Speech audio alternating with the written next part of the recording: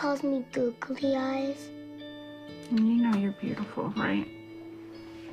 You know that? Even you are beautiful. I got bullied for wearing glasses. Share if you're against bullying. We put it out there, just took off. 3 million people have shared this post. Don't let bullies get you down. I stand with you. The whole family's wearing glasses. I wear glasses and I'm proud. I even have the army on my team. All the kind comments brought my child joy. I don't feel thank you is enough. Next.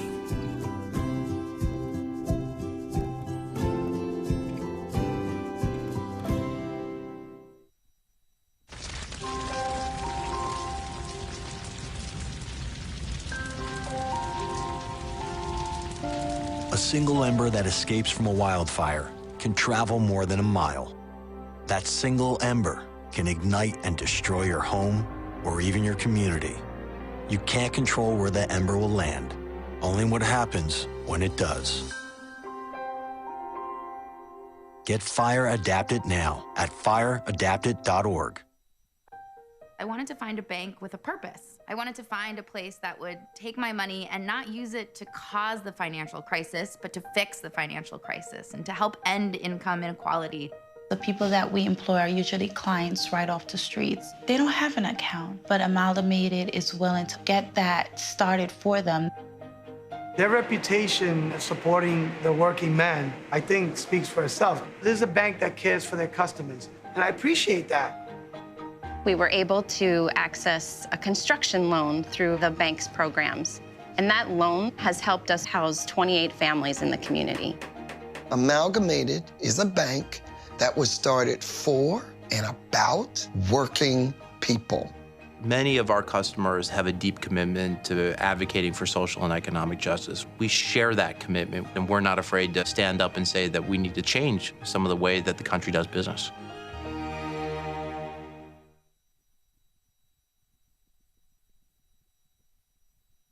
I grew up in the housing projects of Cleveland. I didn't even know that life could be any better than it was. Education for me has been a way to get away from the agony of what was normal life. I want to be able to impact the community, not just look back on where I came from, but to reach back to where I came from and pull some people up with me. My name is David, and I am your dividend.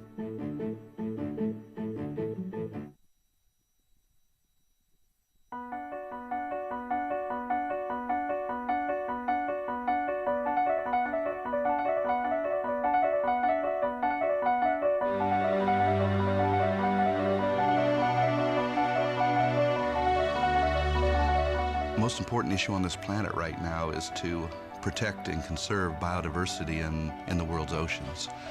And I don't think people realize just how intimate our connection is with the oceans themselves. Not only do they provide the very foundation of life and control our weather, but life just simply could not exist without a healthy ocean. The real problem, though, is apathy. It's all out of sight. It's all out of mind, and people don't even think about it. But it doesn't matter whether you live in Peoria or on the coast. The fact is, whatever happens in the ocean affects all life forms on the planet Earth. If the oceans die, then civilization collapses. We all die.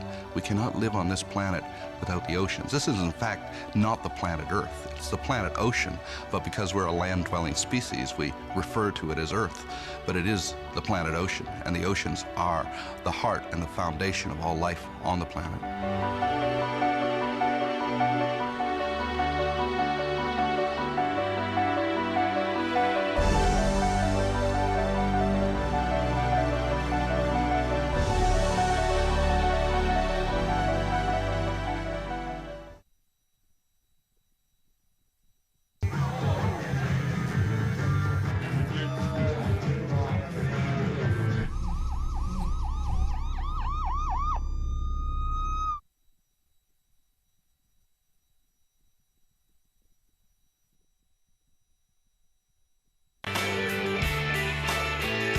Hey, what do you say, friends and neighbors? Here we go. We're in a new month here, the month of April, April 4, 2016. Good to see you today on a Monday, and hope you enjoyed the weekend, got a lot done, at least got some time to relax with your family and friends, and are ready to dive with both feet into this busy new week here, first week of April on the political front. Tomorrow, Wisconsin, yes, looks good for Ted Cruz with a big lead over Donald Trump. And now the question is, will Donald Trump come in second or third?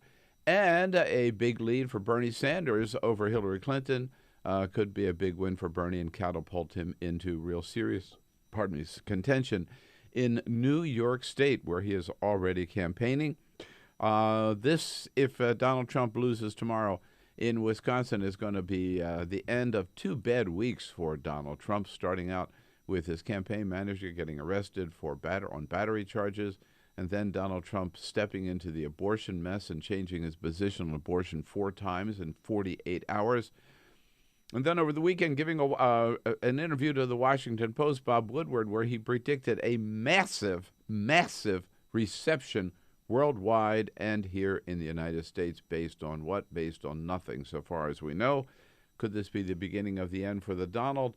And Bernie and Hillary are still squabbling over that debate. They've agreed to debate in theory before the New York primary. Now they just have to decide what the date is going to be. Bernie has proposed April 10, 11, 12, or 13. And Hillary says Bernie is lying about how much money she has taken from the fossil fuel industry, and yet her records, the records that she herself filed for her contributions, show that Bernie is telling the truth. Give us a call at 866-55-PRESS on this big Monday show. Good to have you with us. This is the Bill Press Show.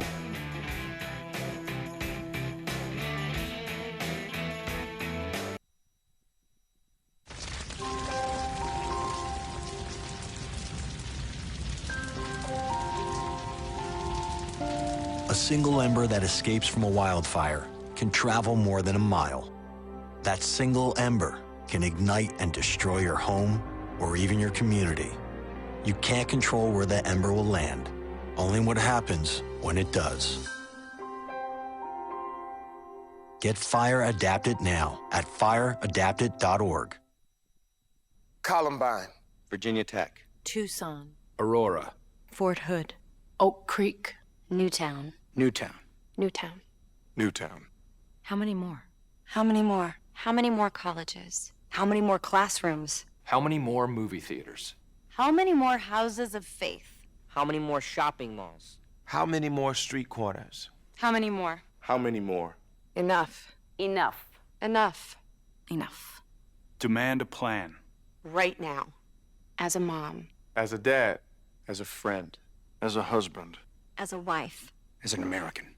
As an American. As an American. As a human being. For the children of Sandy Hook. Demand a plan. No more lists of names. It's not too soon. It's too late. Now is the time. Before we all know someone who loved someone on that list. No more lists. No more. Who they might have been. No more. If we had just done something yesterday. It's time. We can do better than this. We can do better than this. It's time. It's time. It's time for our leaders to act. Demand a plan. Right now. Right now. You! Demand it! Enough. Enough. Enough. Enough.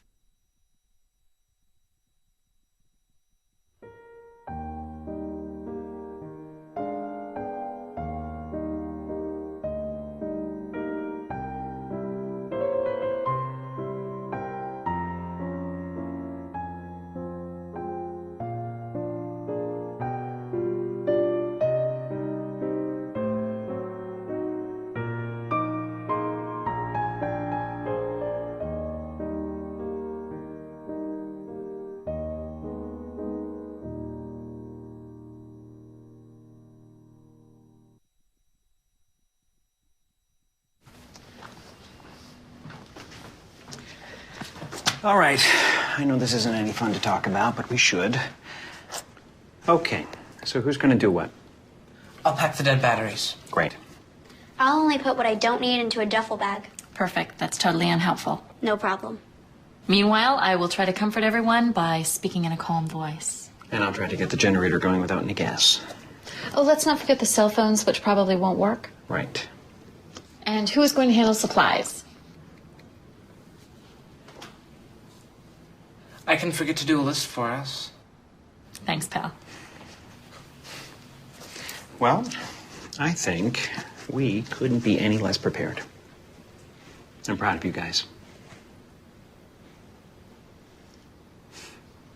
Talk to your kids about who to call, where to meet, what to pack. Visit ready.gov/kids for tips and information.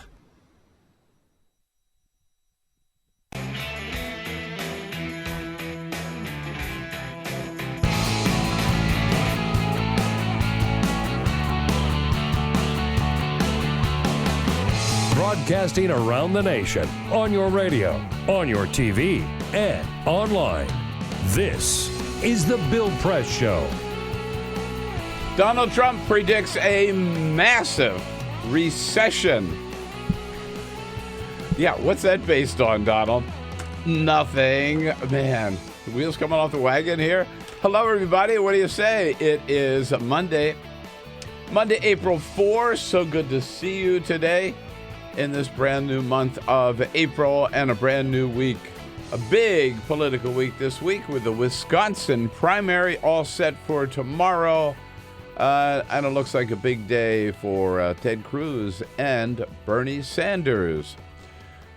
Great to see you. I hope you had a good weekend. Got caught up on a lot of good stuff, or else just kicked back and watched some basketball and had some free time with family and friends, whatever. And now we dive into this big week ahead with the Wisconsin primary tomorrow and the big debate over the debate on the Democratic side. Hillary Clinton and Bernie Sanders both agreeing to debate before the New York primary, but haven't yet decided on a date. And it looks like NBC will get that debate whenever they decide. Maybe, I guess, is the only answer there. We will look forward to discussing all of the above and more with you and finding out what you think about what's going on. 866-55-PRESS is the toll-free number. And, of course, we want to talk also about that big flap between Bernie and Hillary over who has taken how much money from the fossil fuel industry. We'll just tell you the facts on that case. Again, give us a call at 866-55-PRESS. Send us your comments on Twitter at BP Show or on Facebook at facebook.com/BillPressShow. And what do you know? The whole team back together this week with Peter Ogburn showing back up after being off for Easter week with the family. Hello, Peter. Hello, Bill. Good to have you back. Thank you, sir. It's nice to be back. Thank you. Jamie did a great job. Excellent. I knew I could trust Jamie. You can take like every other day off. That's good now to know. Because, right, yeah, that's it. Jamie can handle your job and his job. Put the show on his back? With ease. Excellent. Excellent. Good to know. Right. Jamie, good to see you today. Good to see you. And Ray Rogers as well. Here to take your calls at 866-55-PRESS. Keep her busy on the phones. And Cyprian Bolding, too. Starting off another week on the video front and keeping us looking good. Saturday Night Live, you know, this is like shooting fish in a barrel, right? I'm telling you, man. Yeah. There's so much material these days. There's so much out there. That they could just actually replay clips from the campaign trail. Yeah, right. You know, they don't even have to do their own thing because nobody's funnier than Donald Trump himself. But with the weekend roundup, Michael Shea giving Donald some information about how could you possibly screw it up so badly on abortion. Donald Trump, how do you not already have a stock answer for an abortion question? You're on MSNBC. What do you think they was going to ask you? Their number one show is, so what do you think about abortion? And the answer is never, women should be punished. I don't even care what the question is. You don't say that on TV. Even if you're on Wheel of Fortune and the board says, women should be punished. Don't say it. How do you fall for that setup? Chris Matthews basically asked, a sexist says what? And your answer was, I'm a sexist and women should be punished. It was so dumb. You know, I was talking to a Republican strategist last night who said, and I said, it seems to me that anybody running for office should have the answer to that question. You got to. A long time. Yeah. And have it very tight. That's my answer. You may not like it, you like it or not like it, but that's my answer.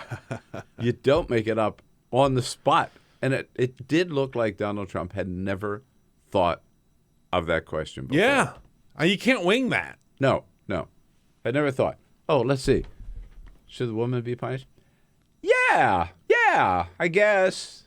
How about the guy? No, not him. I mean, it was a disaster. Total disaster. It was a total disaster. And then he did change his position 3 or 4 times within 48 hours. Yeah. I'm telling you. All right. We got lots to get into. Paul Singer's going to join us from USA Today a little bit later in this hour. Then we have reporters coming in from The Hill and from Politico, Huffington Post, and the chef of the Bayou Bakery nearby here is going to be duking it out with the executive chef for the U.S. Navy, if you please. How about that? It's hardcore. Right here in studio. Big bake-off coming up a little bit later. But first... This is the Full Court Press. Yes, indeed. Just a couple of other stories making news. I'm sure you talked last week about Tesla, the new car from Tesla, their Model 3. It's a more affordable car. It's going to be about its average price of $42,000. $35. Well, it's 35 is like the base that you could get at, but they said the average, once you sort of factor everything else into, will be closer to $42,000. Well, people really want to get their hands on this car. Tesla said that the sales have topped 253,000 people in the first 36 hours. That's how many people have either put down a deposit or signed up and said, we want this as soon as it's available. By the way, you put all that together, that's about $10.6 billion worth of sales in the first 36 hours alone. Well, that's a big deal. I have to tell you, I read about this. Yeah. And I went online to look. The problem is we park on the street. Right. So we can't have a charging station. A charging station. That's the issue. And you would have to go to like a gas station. So I've been checking out how many charging stations in Washington. Yeah. So anyhow, but first I emailed a friend of mine in California who has a Tesla and who swears by it, loves it. Oh, right? Yeah. He told me he ordered 3 Model 3s. What? 3. Okay. Yeah, right. All right. He likes it so much. Sight unseen, he ordered 3 of them. Holy cow. All right. Well, let us know what he says about those. That's pretty cool. It'd be nice if one of them were for me. To the sports desk, where we now know who's playing for the finals in the NCAA women's basketball tournament. We'll talk about the men's later on, but for now, UConn continues to roll as they will face the Syracuse Orange. Tuesday night is when we will see the championship. That's the day after the men's, which happens tonight, of course. The UConn women are on a roll. 37-0 is their current streak. They beat Oregon to get into the finals yesterday. It was not a close match, 80-51. It's just amazing. You know, I've seen them at the White House, and I don't know how many years in a row. They just keep winning. I mean, yeah. It would be 4 this year. No, yeah, there's a whole controversy about whether or not it's okay for them to win this much. And the coach said, "Look, no one questioned Tiger Woods when he was winning everything. No one said, "Oh, is it time for Tiger Woods to stop winning?" So you just let a good team win or let a good team play." And some new data has come out on the world's busiest airports.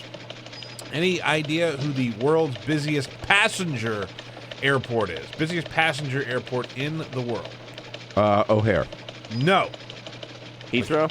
Heathrow is not a bad guess. O'Hare's not a bad guess. Number 1 is Atlanta Hartsfield-Jackson International. That is the busiest passenger airport. It's important to point out passenger because number 2 on the list is Beijing. They are not only the second place in the heaviest passenger traffic, but they are number 1 in cargo traffic. Also on the list, these numbers according to CNN, Dubai is number 3, O'Hare is number 4, Tokyo is number 5, and Heathrow is number 6. There you go. Huh. So, not bad. For the record, LAX is also on there at number 7. And no JFK. No JFK. Interesting. No Right. JFK, not even in the top 10. The only other American airport is DFW in Dallas. All right, so we start today with the big. It's become, more of a controversy than I think it should be. And I think Hillary Clinton has made it more of a controversy than she might want to. And I'm talking about the big flap over fossil fuels and money from the fossil fuel industry to the Democratic candidates for president in 2016. It all started with Hillary Clinton on the rope line, and she was upstate New York, wherever it was that she launched her Senate campaign. I forget the exact name of the town up there. And she's working the rope line, and a young woman, it's very hard to hear, but listen very carefully. The young woman says, "Are you going to agree not to take any money from the fossil fuel industry or any more money or whatever?" And then Hillary just, if you've seen the video, gets red in the face. She lashes out. She points the finger, like Bill does, right?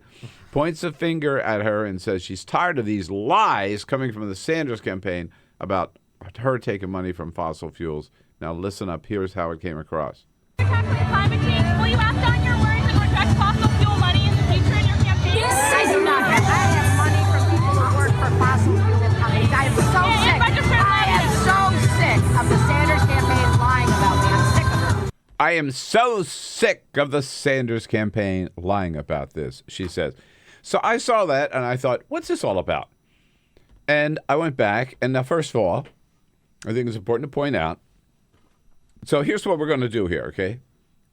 I'm going to report, you decide whether the Sanders campaign is lying about Hillary Clinton and fossil fuel money. Okay.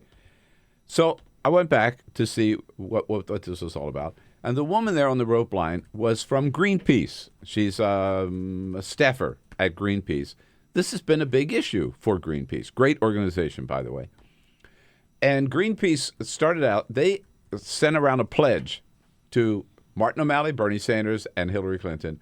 Would you agree not to take any money from the fossil fuel industry? Bernie signed it. John Kasich signed it. Hillary Clinton refused to sign it. Just a little background. Okay. Then Greenpeace just put out a report. Okay. Here's the report. I've got it. This is from Greenpeace, not from the Sanders campaign, from Greenpeace. They quote the Center for Responsive Politics. And we've talked about them before. The Center for Responsive Politics is an organization here in Washington that looks at all the campaign reports filed by the campaigns to the FEC on how much money they raised and where the money came from. So the Greenpeace put out this report based on the research done by the Center for Responsive Politics. And here's what they show. Hillary Clinton reported, this from her reports, people who work for the fossil fuel industry gave her, workers for the industry, $309,107. 11 lobbyists for the fossil fuel industry bundled $1,259,280. Fossil fuel companies, oil, gas, and coal, gave to Hillary's super PAC $3,250,000, and 43 lobbyists who work for the fossil fuel industry gave Hillary the maximum $2,700 that they can give to her campaign. So the companies gave to the PAC because corporate money can't go to a federal candidate. The max is $2,700. 43 lobbyists gave that $2,700. The total that Hillary received from fossil fuel, according to the last reports, fossil fuel industry are $4.5 million. Bernie, by the way, got $37,000 from people who work for various fossil fuel industries. So those are the facts. Those are the facts. I report, you decide, based on Greenpeace and the Center for Responsive Politics. Here's what I want to know is, what's the lie? Where's the lie? It's not a lie to tell the truth. The fact is, Hillary Clinton has taken a lot of money from Wall Street, she and her campaign and her PAC, and she's taken a lot of money from the fossil fuel industry. And the question Bernie asks, which I think is a legitimate question, is, can you take all that money from one industry and then go up against them when you're president or senator or whatever? I think that's a legitimate question. And by the way, with Hillary Clinton, she thinks it's a legitimate question. In 2008, she actually ran a TV ad saying that Barack Obama could not be trusted on energy because he had taken money from fossil fuel companies. She ran that ad in 2008, right? And now she says Bernie's lying to raise this question all over again. Bernie Sanders says, I don't owe her an apology. She owes me one. She said she was sick, quote, sick of the Sanders campaign lying about, end of quote, contributions she received from the fossil fuel industry. Well, Secretary Clinton owes us an apology.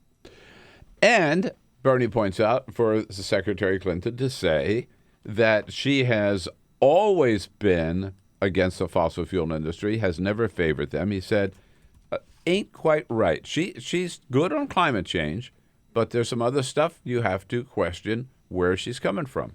Secretary Clinton supports fracking and, as it happens, as Secretary of State, pushed that technology on countries around the world. So just a few issues. Fracking, Bernie's totally against it. We heard in the last debate. Hillary wants to put some conditions on it. She's not against it. On Keystone Pipeline, remember, initially she supported it. Now she opposes it. Bernie opposed it from the very beginning. As I pointed out on CNN last night, back in, I think it was 2006, she voted for opening up the Gulf of Mexico and the East Coast of the United States to more oil drilling. So this just, a legitimate question.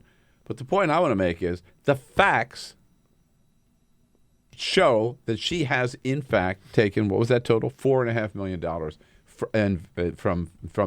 from the fossil fuel industry. You can't accuse Bernie Sanders of lying if that's what the facts say. And I think it's unfortunate that Hillary Clinton wants to take the Democratic campaign now down to the level of Donald Trump and accuse other people of lying. When you tell the facts, it's not a lie. What do you say? 866-55-PRESS. Who's right, who's wrong here? I report, you decide. You tell me. 866-55-PRESS. Get social with Bill Press. Like us at Facebook.com/Bill Press Show. This is The Bill Press Show.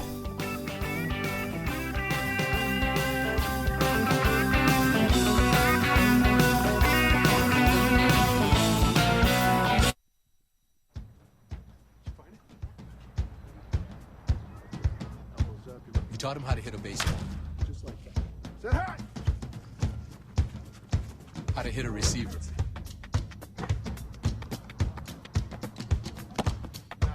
The strike zone.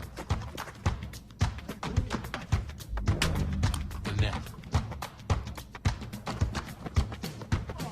You taught him how to hit the upper corner.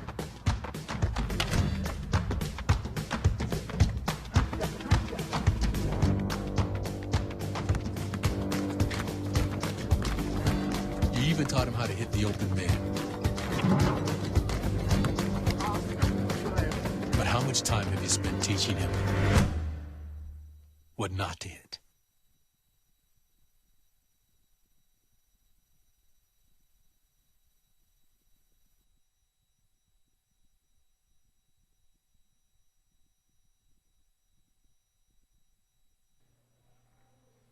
It occurred to me tonight, for the first time, that the long-winged insect that over and over again rams its body into the wood of my front door might not know what he's doing.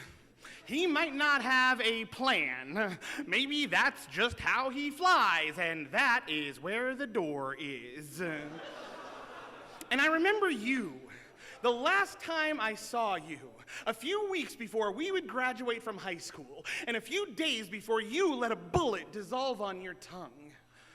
dancing in a warehouse rave, sweat-drenched and strobe light battered, thrashing your arms back and thrusting them forward. The floor could get so bright and loud, we all slowed down to be more careful, but you kept dancing full sprint tornado, and sometimes you'd spin full weight into a wall and just spread your arms against it and sway back and forth like a lover reunited.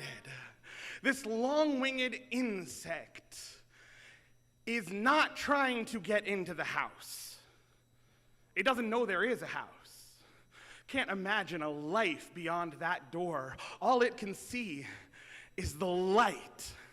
You and I were both 17 when you died. And ever since then, I have envied you. How you are remembered for towering, unclaimed potential instead of living to look regret in the face. You didn't have to come home 3 weeks later and explain to your little brother why you took too much medicine. Your addiction is remembered as a tragedy, not a betrayal. Your suicide attempt became a suicide, not an unpaid hospital bill. And only tonight did it occur to me that maybe that night when you let your teeth touch metal, you might not have known what you were doing.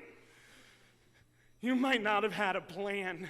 Maybe you had hit that door so many times you couldn't imagine it might let you through. I'm still ashamed to admit it, but I have always secretly believed you did it for me, that you wanted to show me that there is a way out of all of this. Not so that I would follow you, but so I would understand that every day that I am alive is a day that I choose to be alive. And when the music stops, you still get to keep on dancing. And when the light is so bright it blinds, you can dance with your eyes closed. And if in that dark you come up against a wall, you keep your arms out wide and you dance with the wall.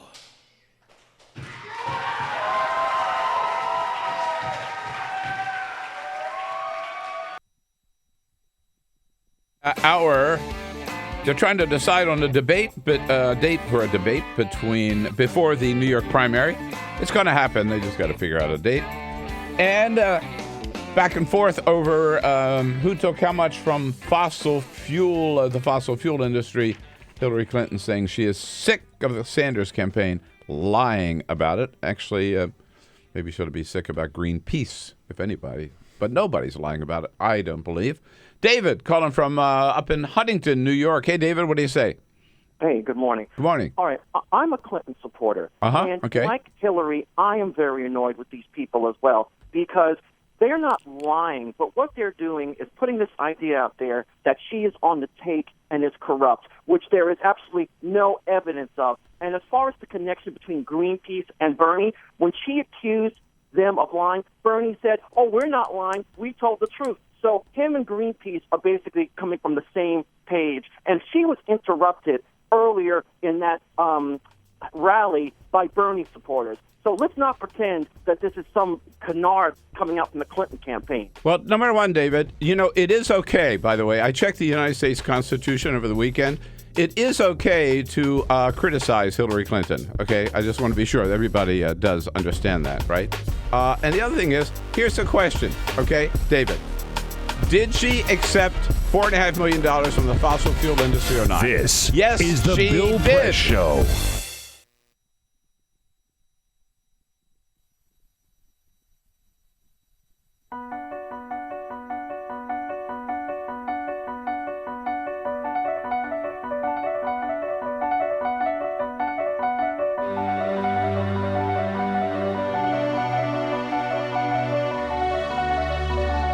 The most important issue on this planet right now is to protect and conserve biodiversity in the world's oceans. And I don't think people realize just how intimate our connection is with the oceans themselves. Not only do they provide the very foundation of life and control our weather, but life just simply could not exist without a healthy ocean. The real problem, though, is apathy. It's all out of sight it's all out of mind, and people don't even think about it. But it doesn't matter whether you live in Peoria or on the coast. The fact is, whatever happens in the ocean affects all life forms on the planet Earth. If the oceans die, then civilization collapses. We all die. We cannot live on this planet without the oceans. This is, in fact, not the planet Earth. It's the planet ocean, but because we're a land-dwelling species, we refer to it as Earth. But it is the planet ocean, and the oceans are the heart and the foundation of all life on the planet.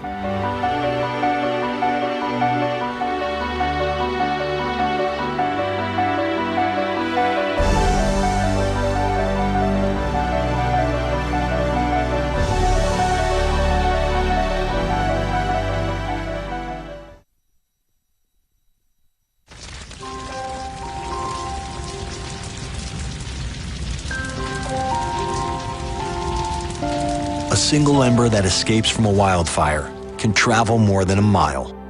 That single ember can ignite and destroy your home or even your community. You can't control where the ember will land, only what happens when it does. Get Fire Adapted now at fireadapted.org. Columbine, Virginia Tech, Tucson, Aurora, Fort Hood, Oak Creek, Newtown. Newtown, Newtown. Newtown. How many more? How many more? How many more colleges? How many more classrooms? How many more movie theaters? How many more houses of faith? How many more shopping malls? How many more street corners? How many more? How many more? Enough. Enough. Enough. Enough. Demand a plan. Right now. As a mom. As a dad. As a friend. As a husband. As a wife. As an American. As an American. As an American. As a human being. For the children of Sandy Hook. Demand a plan. No more lists of names. It's not too soon. It's too late. Now is the time. Before we all know someone who loved someone on that list. No more lists. No more. Who they might have been. No more. If we had just done something yesterday. It's time. We can do better than this. We can do better than this. It's time. It's time. It's time for our leaders to act. Demand a plan. Right now. Right now. You! Demand it! Enough. Enough. Enough. Enough.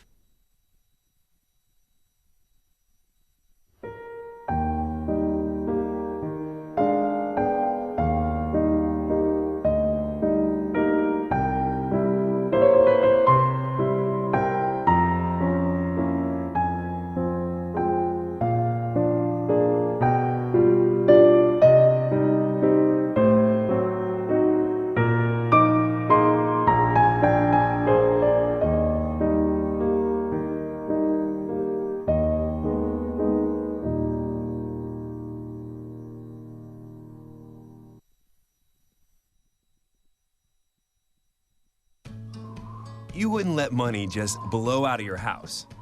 So when your AC or heater is on, make sure the doors, windows, and fireplace flue are shut tight. If you're headed out, turn down the AC or lower the heat by 10 degrees. And always keep your water heater set at 120. A little bit of common sense goes a long way. Get more great tips at energysaver.gov. So, I'm kind of new here, but I've noticed a trend. My human does this funny thing where she goes around and gets all my toys, and then she hides them in that basket by the door. You know, but it's always the same basket, and it's always in the same place. And then she acts so surprised when I find them, but, you know, she's putting them in the same basket. Again. It's like, hello, that's where you put it last time. You were the worst at hide and go seek.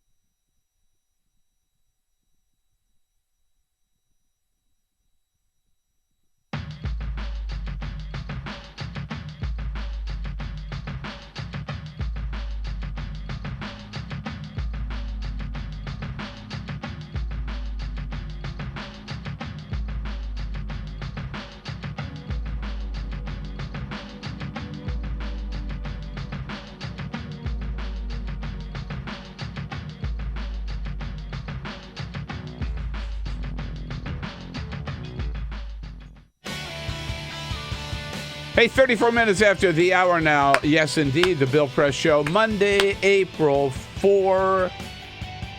Moving into, we want to go to talk a little bit about Donald Trump first. But, Peter, we've got some more reaction here. A couple of comments. Remember, we're on Twitter, at BP Show, at BP Show. You can chime in on any topic at any time. Merv says, I bet people care more about the dark money in PACs than the $300,000 from people in the oil industry. You dip blank, referring to you. And also, whoa. This is it surprises me, but this is what this woman who was on CNN with me last night from the Clinton campaign kept talking about, this $300,000. As I pointed out, the $300,000 is from people who work for the oil industry, but on top of that, there are lobbyists for the oil and fossil fuel industry that raised $1.3 million, and then companies to the super PAC. It's all part of this fossil fuel money. Was $3.2 million. The total is $4.5 million. So don't insult me and our viewers and listeners by continuing to talk about the $300,000. That's just a little bit of the total amount she took. So, there are a lot of answers to this question, right? I took the money, but don't worry. I will stand up to the fossil fuel industry, right? Or I took the money. Someday we'll change the whole system, but until we do, you got to play. You got to play to win. The one answer is, it's a lie. Yeah, that's the wrong answer. That's the wrong answer. It's the wrong answer. Defend it, but don't deny it. Yeah. Anything else, sir? That's it. I'm too scared to read another one. No, I mean, they're the facts. The facts are hard sometimes to face, but those are the facts. And again, may I point out, the facts come from the financial reports that Hillary Clinton campaign filed with the federal government. Now, if she filed the wrong reports, then she ought to correct the report. She reported getting that money. There's a problem somewhere. You can't report, I got all this money from the fossil fuel industry, and then accuse Bernie Sanders of lying when he or Greenpeace or anybody else, or me, point out the facts and report the facts. On the Republican side, let me tell you, whatever's happening, the differences on the Democratic side pale in comparison to what's happening on the Republican side. And oh my God, what a week for Donald Trump. A Republican strategist I was talking to at CNN last night said, he said, I'm not going to say the wheels are coming off, but the lug nuts are getting loose. It's only a matter of time before the wheels come off.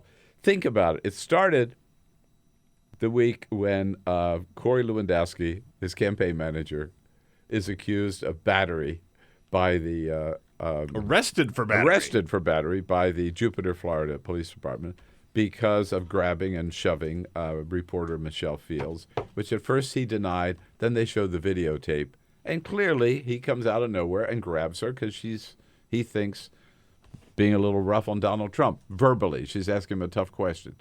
So, and then Donald Trump defends him. Not only that, then accuses her of being a threat to him because she had a pen in her hand. Could have been a little bomb. Could have been a knife. Yeah. Yeah, right. I mean, reporters usually have notebooks and pens. I mean, okay. But anyway, so that's the first thing. Then he goes on MSNBC with Chris Matthews at this town hall, and he's asked about abortion, and he clearly doesn't have an answer, hasn't thought about it. And says the most stupid thing after saying, first of all, of course, that abortion should be made illegal. And then the obvious follow-up question, which anybody, it seems to me, who's ever thought about abortion has thought about, is, well, then what happens if they break the law? Then Trump says, well, she's got to be punished. Well, what about the guy who gets her pregnant? Oh, no, we don't punish him. We just punish her. It's a man's world. Punish meaning fine or jail time. He didn't say. It's punished. And then he corrects himself a few hours later. Then he corrected himself again. Then he elaborated again. He kept talking about it. He changed his position 4 times in 48 hours. And then, as if that wasn't bad enough, over the weekend he sat down with Bob Woodward from the Washington Post and predicted, declared that the United States, first of all, the European economy is going to tank. and that's going to be followed by what he called a massive recession here in the United States. And now he's trying to explain that one. Just it goes from bad to worse. I mean, it's just every day. And it's so far, and we've talked about this, every time he gets in trouble, he's very successfully been able to maneuver out of it by like changing the topic or going on to something else. Remember, whatever happened at one debate, and he got murdered. And we thought, oh boy, this is going to be really tough. The next morning, he rolled out Chris Christie. Yeah. Right? Yep. And we were all saying, oh my God, what a master media manipulator he is, because he was able to. We were all talking about Chris Christie. We forgot about what had happened the night before. Yeah. I forget what had happened then. But anyway, it was bad for Donald Trump. Right? This time he hasn't been able to do it. He has every one of these has been a body blow that he has not yet recovered from. And some people are starting to see an opportunity here. Scott Walker, who hadn't done anything since he became the first Republican candidate of 17 to drop out, he climbs on board with Lyin' Ted. Ted Cruz, without a doubt, is the candidate who can both win the nomination of this party, bring the party together at the convention, and defeat Hillary Clinton this fall. There he is. And Donald Trump, who can't seem... It seems to me this might be a time for him to take some time out. Yeah. And maybe huddle with his advisors and, sharpen his message. No, he just keeps blabbing. He keeps talking, going on these shows. This gets back to something that we've talked about a lot.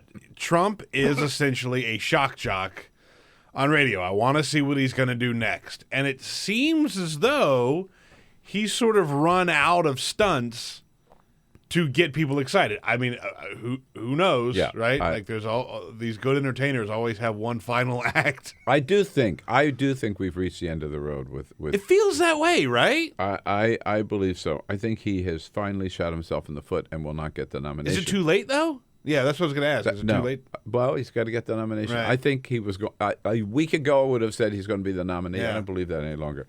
So he goes on with Chris Wallace on Fox News Sunday yesterday. And again, even in this one interview, he contradicts himself. First of all, after the disaster, unmitigated disaster of that MSNBC town hall with Chris Matthews, Donald Trump says, hey, I didn't say anything wrong at all. That was asked as a hypothetical question, Chris. But why did you say the woman? Because it was asked hypothetically. I said the woman because it was asked hypothetically. I also corrected it, and I made it very much so that I think it's acceptable now to everybody. But that was. You agree it was a mistake? Well, I as a hypothetical question, I would have rather answered it in a different manner. Yeah. He'll never admit he made a mistake. Yeah, just admit he made a mistake. Never. Yeah, never, I really never. misspoke. Yeah, right? No. Whatever. I was tired. I don't know. Whatever. But, God, it would not admit he made a mistake. He made a huge mistake. And now, oh, hey, Donald, what if you are not the nominee? Are you ready? What about that loyalty pledge? You ready to agree you will not run as an independent? Won't answer that either. Are you ruling out running as an independent third-party candidate? Are you ruling that out? Well, look, I'm by far no, it's not that simple. I'm by far the front runner as a Republican. I want to run as a Republican. I will beat Hillary Clinton. But if you don't get the nomination? We're going to have to see how I was treated. I'm going to have to see how I was treated. Very simple. Yeah. Boy, does that sound like something we talked about at the time that he signed this BS loyalty pledge? Yeah. Sure, he'll sign it. Doesn't mean anything. Yeah, exactly. No. We said that at the time. Yeah. Yeah. Boy, who could have seen this coming? Yeah. So I would just have to say on that front, congratulations, my fellow Republicans, not my fellow Republicans, Republicans out there. Congratulations. It looks like you have finally, you're on in the process of doing in and ending the possibility that Donald Trump will be your nominee. Yeah. However, what you ask for, because now you're looks like you're going to be stuck with Ted Cruz. Oh, my God. Paul Singer from USA Today standing by. We'll talk to him, get his take on the news of the day. Coming up next. your place to talk about the 2016 election. This is The Bill Press Show.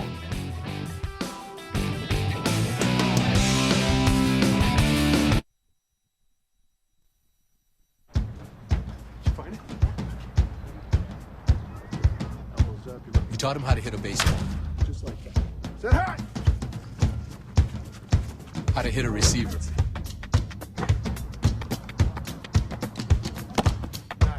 The strike zone. The net. You taught him how to hit the upper corner.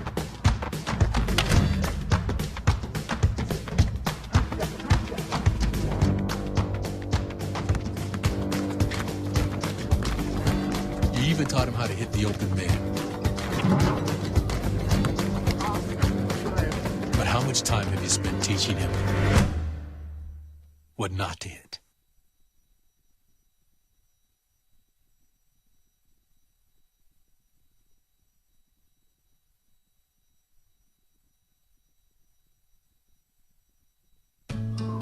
You wouldn't let money just blow out of your house. So when your AC or heater is on, make sure the doors, windows, and fireplace flue are shut tight. If you're headed out, turn down the AC or lower the heat by 10 degrees. And always keep your water heater set at 120. A little bit of common sense goes a long way. Get more great tips at energysaver.gov. So, I'm kind of new here, but I've noticed a trend. My human does this funny thing where she goes around and gets all my toys, and then she hides them in that basket by the door. But it's always the same basket, and it's always in the same place. And then she acts so surprised when I find them, but, she's putting them in the same basket. Again. It's like, hello, that's where you put it last time. You were the worst at hide and go seek. I grew up in the housing projects of Cleveland. I didn't even know that life could be any better than it was. Education for me has been a way to get away from the agony of what was normal life. I want to be able to impact the community, not just look back on where I came from, but to reach back to where I came from and pull some people up with me. My name is David, and I am your dividend.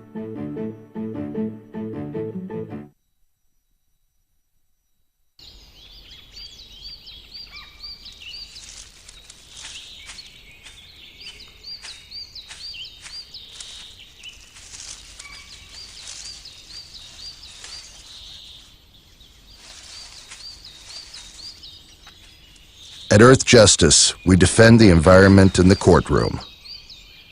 Join our fight. When you take a seat, you take a stand. Earth Justice, because the Earth needs a good lawyer.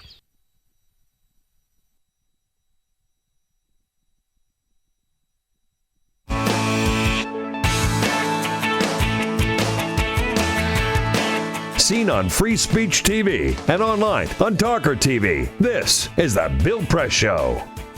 Hey, how about 12 minutes now before the top of the hour? Taking a look at the latest on the Republican and the Democratic side for 2016. Joining us now with his take on the news of the day, our good friend and neighbor on Capitol Hill, might add. Paul Singer is the Washington correspondent for USA Today. Hello, Paul. How's it going? Good morning, Bill. How are you? All right. It was a good day on the Hill over the weekend, huh? Or a good time on the weekend over the Hill. Oh, yeah. It's beautiful up here. It is, indeed. So, Paul, what's your take? Peter and I were just talking about this. Are we seeing the beginning of the end of Donald Trump? That is going to be the interesting question of the next 10 days. I mean, he clearly Starting tomorrow, huh? Yeah. Right. He clearly had a lousy week. Tuesday night in Wisconsin will begin to tell us how lousy was his week, right? Did he teeter? Will he have a narrow loss in Wisconsin that will deny him delegates, but maybe he'll pull some out in some of the congressional districts there? Or will he be knocked out completely? Will he take a 0 in Wisconsin and go hobbling into the next week's contest? I mean, that's what we just don't know yet. But it is clear that he is not breaking away from the pack the way you want a front runner to at the close of the this late in the season. And also clear that he's making some pretty dumb mistakes. A whole sequence of them last week, right? Starting with Corey Lewandowski, and then and ending with then going on to the abortion stuff, and this talk about a massive recession over the weekend.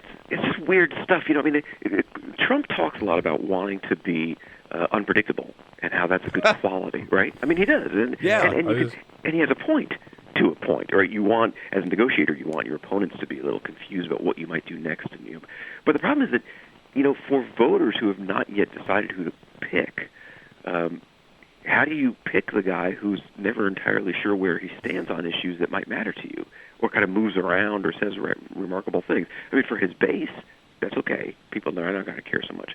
But it's really hard to reach out to new voters this way. So it'll be Ted Cruz, do you believe? Why, man, that's a tough question, I mean, because I've been saying all along it was Ted Cruz. I've always believed that Ted Cruz was going to sort of draft in the wake of Donald Trump and let Trump take all the flack. But there's still a lot of delegate math, and in order to get to Ted Cruz, you probably have to get to a contested convention. I mean, I was just poking around. Rick Santorum dropped out of the race in 2012. April 10th, Romney had it locked up. Right? Yeah. Now, here we are. So second week of April, we're going to know nothing in this race. Yeah. So, I'm guessing Cruz, but really, it could still be Trump. I don't know. Yeah. It looks like, if you use a ball game analogy, right? So they'll get to Cleveland. Nobody will have enough. Donald Trump comes up to bat first, right? Yes. He gets one ballot. If he doesn't make it, then it goes, probably Ted Cruz comes up to bat. Right. He'd probably have at least two ballots. Right. Maybe third. After that, Katie bar the door, right? You know what? After that, they'll be looking up in the stands. Anybody want to come down and who wants to be president? Well, and remember, this is Cleveland, so they could choose both president and a quarterback for the Cleveland Browns at random, and it would be fine. Oh no. It could be just at that point really wide open. Yeah. Well, and we, if you've been reading any of the political press, you know that now it's become this issue in the Republican Party of counting delegate noses. Yes. Like, well, unbound delegates in Virgin Islands are suddenly interesting. Right. Who knew that was possible? No, I mean Ted Cruz going to the North Dakota delegate convention over the weekend, right? Right, and can you figure out who won that? It's sort of impossible to tell. Right, but that's another point, which is, if it is an open convention, they're going to have whoever wins there is going to have such a very accurate and detailed delegate operation, right? Right. And that, to me, is not the Trump campaign. Yeah, that's not what the Trump campaign excels at. Organization. Well, right, and playing a series of deep rules games. You know? Yeah, we were all on student council. You knew the deal, right? Learn the rules, figure out which ones don't bar you, and get all your friends to vote. Mm-hmm. That's the way it works. It's going to be fascinating, and I honestly believe none of this helps the Republicans in the in the general election. I mean, the whole issue in primary campaigns is always you want to broaden your base and leave your front runner not too badly damaged. I'm not sure they're doing that at this point. I'm sure they are not doing that at this point, right? Yeah, I think that's safe to say, and it's going to be a breach. They talk about, oh God, can Hillary Clinton and Bernie ever get together again? That's going to be easy. Believe me, that's going to be easy. Believe me. Believe me, right? Well, and Bernie voters have largely been saying that they would accept a Hillary Clinton candidacy. But I think the challenge for Hillary Clinton has been throughout this campaign, will continue to be in a general election, is igniting a fire under people. Right? I mean, people will vote for her, people will stand with her, people will like her, but she's not going to drive a movement of masses to the polls, which I think could be dangerous to her, unless, of course, the Republicans have some kind of lunacy show running in the general election. Yeah, that's the best thing she can hope for. Hey, Paul, good to visit with you. Thanks for taking time for us this morning. I'll see you around the neighborhood. Thanks for having me, Bill. Be well. Paul Singer, USA Today, usatoday.com. On your radio, on TV, and online. This is The Bill Press Show.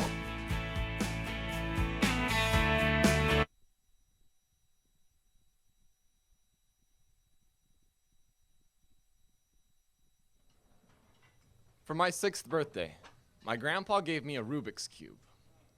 I'll always be able to remember its edges, hold it in my hands, heft the weight of an overwhelming problem. I remember him telling me about it. How Rubik's Cube has 43 quintillion, 252 quadrillion, 3 trillion, 274 billion, 489,856,000 possibilities. He told me it can be really confusing sometimes. But to look at the center squares as a reminder of what color each side should be. Shift. We're celebrating his 50th wedding anniversary. He and Grandma are dancing a dance that only fragile legs and wrinkled hands know how to. That type of happiness took him 70 years to earn. The white side of the cube is solved. Shift. He tells me about how he met Grandma. His college friends had a sunset picnic. She was there, as beautiful as an unsolved puzzle. She was a red-headed scramble on an orange tile sky. Shift. The walls of the hospital are blue. The nurses explain that his memories had become jumbled. Strangers in family portraits, pictures with mismatched faces. Alzheimer's has made his mind into a Rubik's Cube. Shift. He's a highway patrolman. His car is white. No, it's blue. He worked there for 30 years. Some nights he still does. Time is a complicated algorithm. Shift. The pills he holds are yellow and red and green. The weight of their color causes his hand to drop. I try to shift his tiles back into place, but people don't have center squares. His mind is a hospital bed divided by 0. Shift. My sister's wedding is white, but he doesn't know why. Shift. World War II is every color. The South Pacific is blue. The islands are green. There is so much red. Shift. Grandpa, table, cube, name, scramble, California, guitar, grapefruit, highway, wedding bell, war, stick shift rifles, South Pacific mirrors, shift, shift, shift, shift, shift, shift, shift. The temperature of his hands is blue. Death is colorless. I will always remember his edges. Hold him in my hands, heft the weight of an overwhelming problem. I was unable to attend his funeral. I never found out the algorithm to solve him. A Rubik's Cube has over 43 quintillion possibilities. A casket only has one.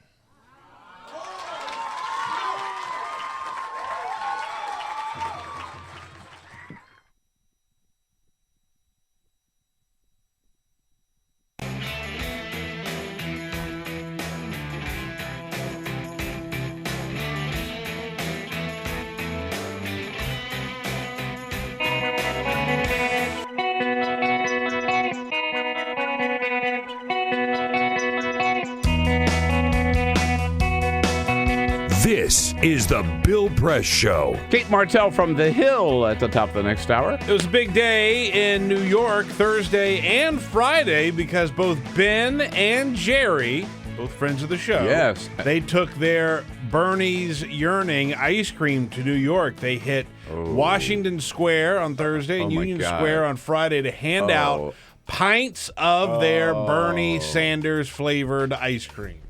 So it was if you were around and you could get your hands on something, they gave away several pints. Oh my God, that's a great, little campaign gimmick. Yeah, man. Yeah. I'll like to see Hillary match that, right? By the way, Ben and Jerry are going to be in studio with us coming up soon. I forget exactly when it is. They're both booked. How about that? All right. Hour number 2 coming up. This is the Bill Press Show.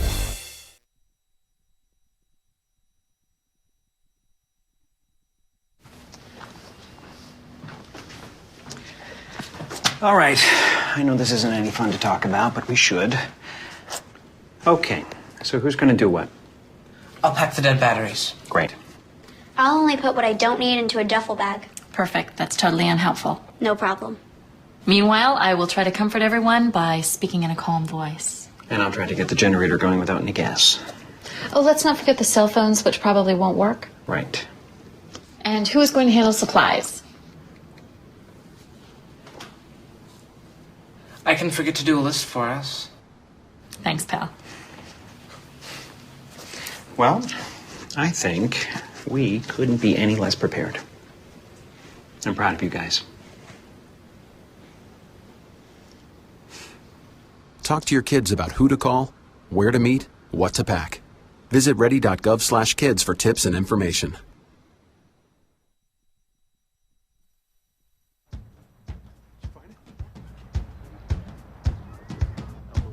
You taught him how to hit a baseball, Just like that. Say hi! how to hit a receiver,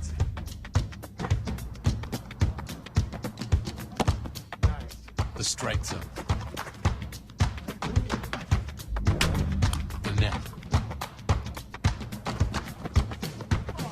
You taught him how to hit the upper corner.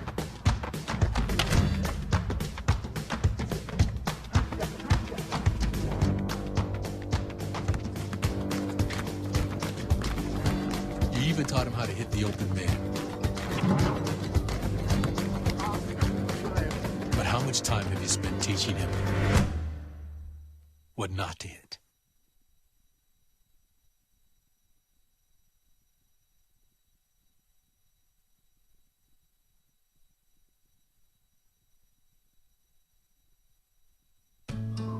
You wouldn't let money just blow out of your house. So when your AC or heater is on, make sure the doors, windows, and fireplace flue are shut tight. If you're headed out, turn down the AC or lower the heat by 10 degrees. And always keep your water heater set at 120. A little bit of common sense goes a long way. Get more great tips at energysaver.gov. So, I'm kind of new here, but I've noticed a trend. My human does this funny thing where she goes around and gets all my toys, and then she hides them in that basket by the door. You know, but it's always the same basket, and it's always in the same place. And then she acts so surprised when I find them, but, you know, she's putting them in the same basket. Again. It's like, hello? That's where you put it last time. You were the worst at hide and go seek. I grew up in the housing projects of Cleveland. I didn't even know that life could be any better than it was. Education for me has been a way to get away from the agony of what was normal life. I want to be able to impact the community, not just look back on where I came from, but to reach back to where I came from and pull some people up with me. My name is David, and I am your dividend.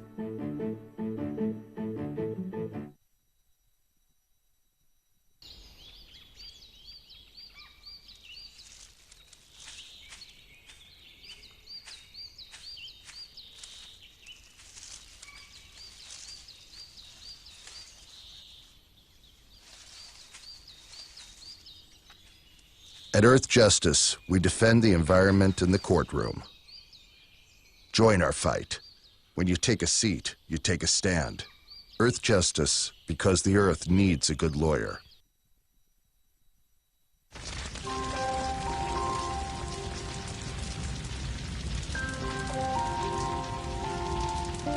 A single ember that escapes from a wildfire can travel more than a mile. That single ember can ignite and destroy your home or even your community. You can't control where that ember will land, only what happens when it does. Get Fire Adapted now at fireadapted.org. Columbine. Virginia Tech. Tucson. Aurora. Fort Hood. Oak Creek. Newtown. Newtown. Newtown. Newtown. How many more? How many more? How many more colleges? How many more classrooms? How many more movie theaters? How many more houses of faith? How many more shopping malls? How many more street corners? How many more? How many more? Enough. Enough. Enough. Enough. Demand a plan. Right now. As a mom. As a dad. As a friend. As a husband. As a wife. As an American. As an American. As an American. As a human being. For the children of Sandy Hook. Demand a plan. No more lists of names. It's not too soon. It's too late. Now is the time. before we all know someone who loved someone on that list. No more lists. No more. Who they might have been. No more. If we had just done something yesterday. It's time. We can do better than this. We can do better than this. It's time. It's time. It's time for our leaders to act. Demand a plan. Right now. Right now. You! Demand it! Enough. Enough. Enough. Enough.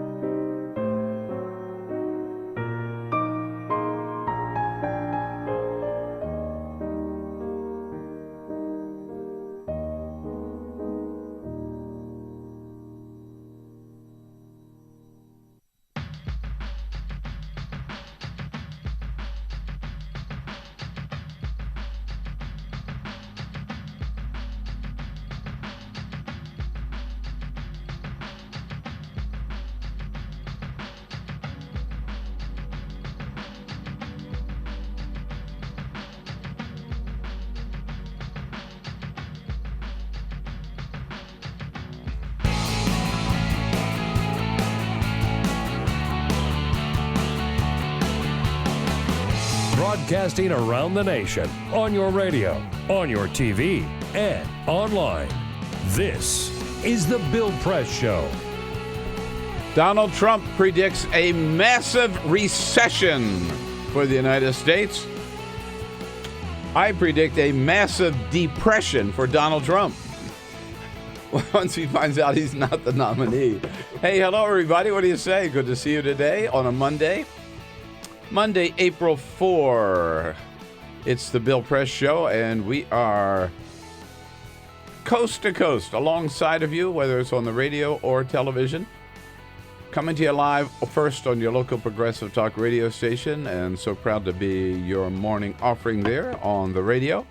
Thank you for joining us in Radio Land, and also proud to be with you on Free Speech TV nationwide. And whether you're listening or watching, remember, you're definitely a part of the program, and we love to hear from you. Our toll-free number is 866-55-PRESS. Use it. Give us a call to let us know what you think about the big issues of the day. And you can also send us your comments on Twitter at BP Show and on Facebook at facebook.com/BillPressShow. We're going to be talking a lot about a lot of politics this hour, of course, and to help us through that, Kate Martell joins us from The Hill, the great newspaper. I write a column for The Hill, thehill.com. We often have people in from The Hill. And she is also author of The Hill's 1230 report. Hello, Kate. Thanks for having me. You wear all these hats at The Hill. It's great. Yeah. Keeps you busy? Keeps me busy. I know. And you join our team here this morning, Peter Ogburn and Jamie Benson. Here we are. Morning, Bill. Peter, back from a week off, all rested. Yes, indeed. Tanned and ready? Oh, yeah, of course. Always. Yeah, we don't want to hear any stories about last I'm not going to tell you any. Ray Rogers here. Our screener on the calls, 866-55-PRESS is how you reach us and talk to her to get on the air. And they're behind closed doors, Cyprian Bolding, but on the job as our videographer this morning. And poor Joe Biden, people still have to, they can't help but making fun of Joe and jokes about Joe. Even on the campaign trail, even John Kasich got into it yesterday, talking about being on Air Force 2 once with the vice president. By the way, I like Joe Biden. I got on a plane with him one time in Washington, and we were flying from Washington to New York, and I said, Joe, how you doing? And when we landed, he finished. Anyway. No.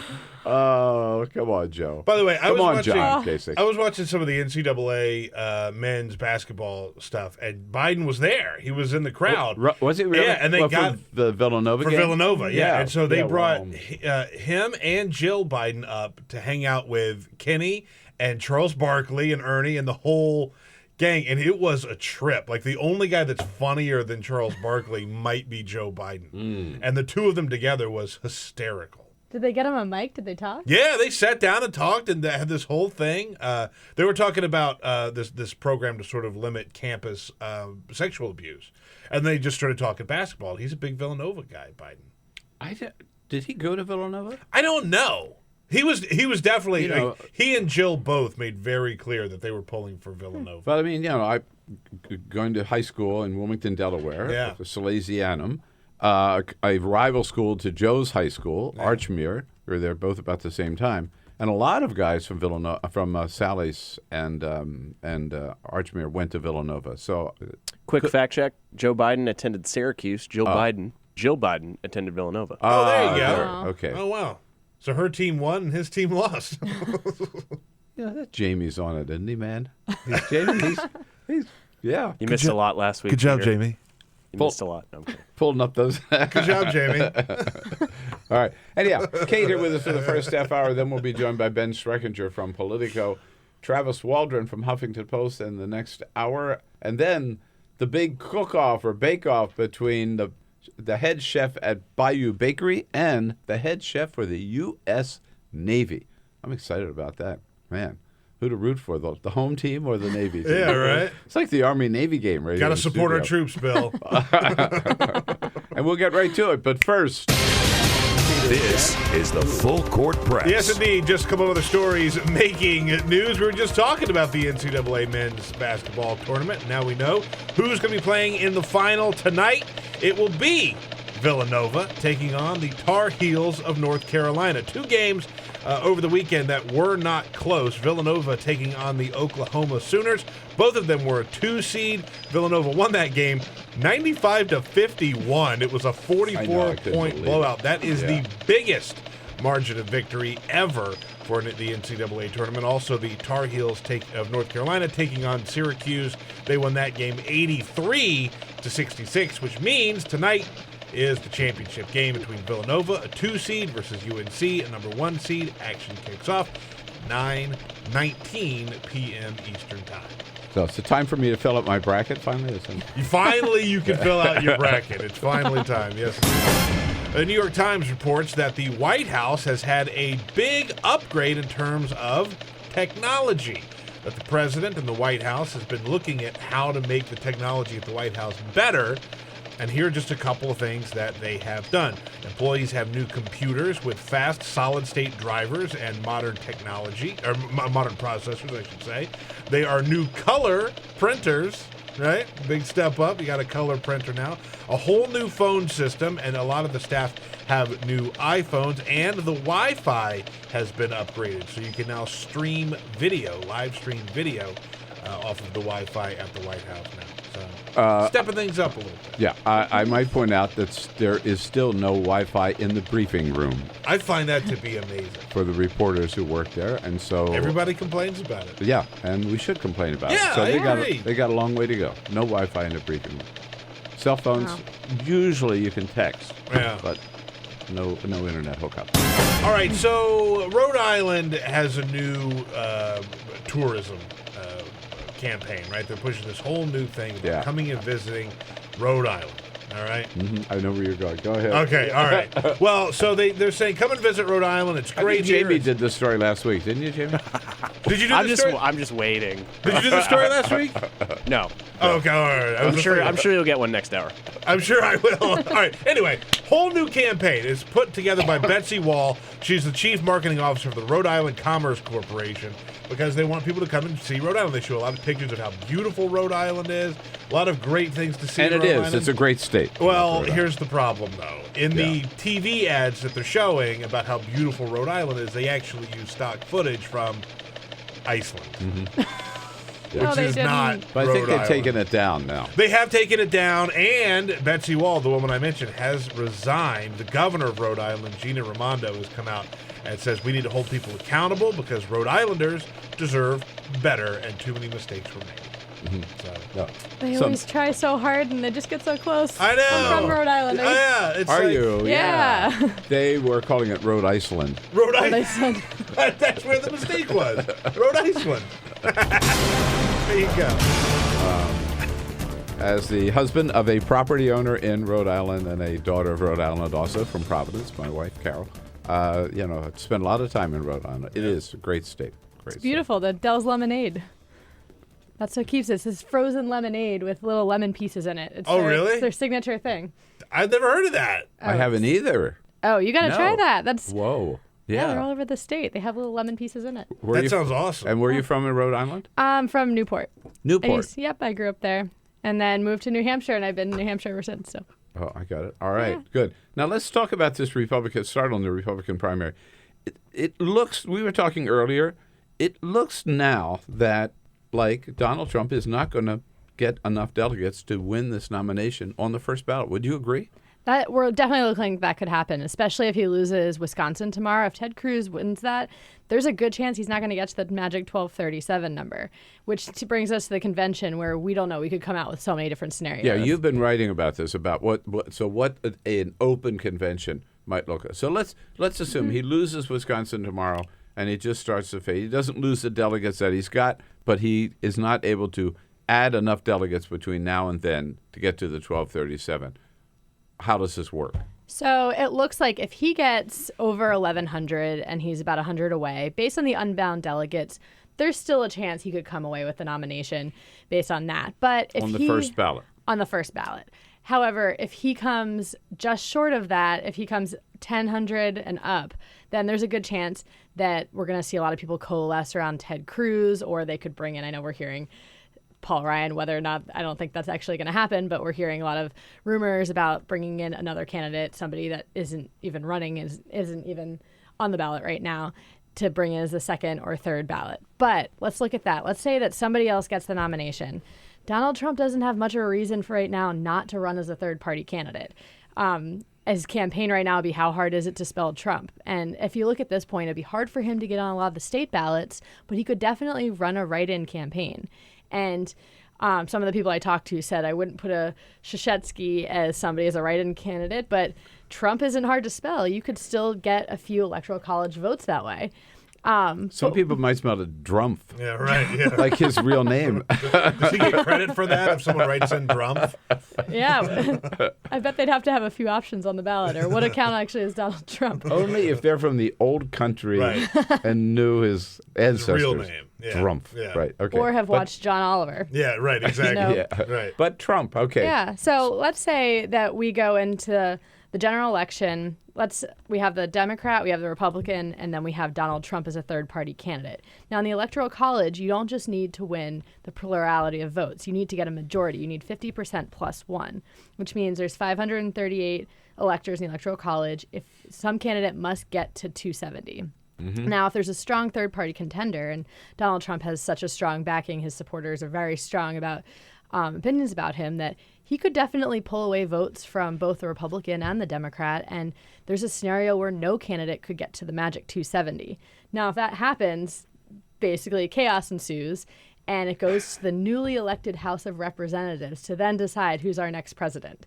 And where that gets sticky is one state, one vote. So that means that entire delegations in the House of Representatives in each state, I'm picturing a jury room in there trying to figure out one state, one vote, which has got to get pretty ugly.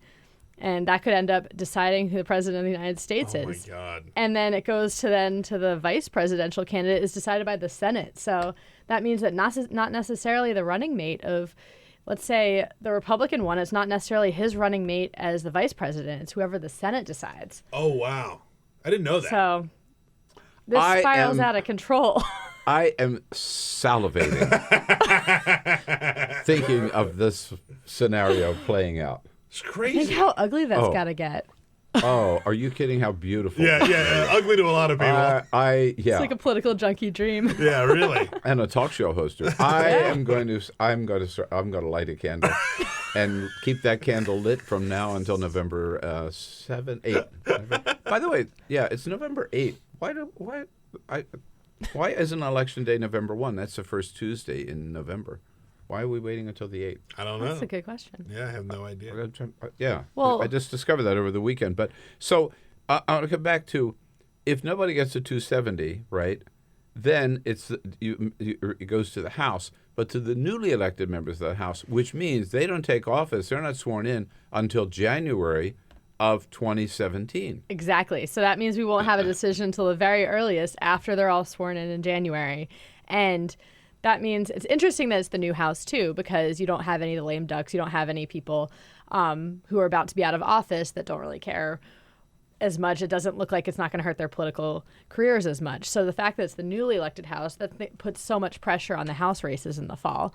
That But also, I just keep thinking back, it belies the court's decision in Gore v. Bush v. Gore, right? That's saying we couldn't wait until Florida counted all the votes.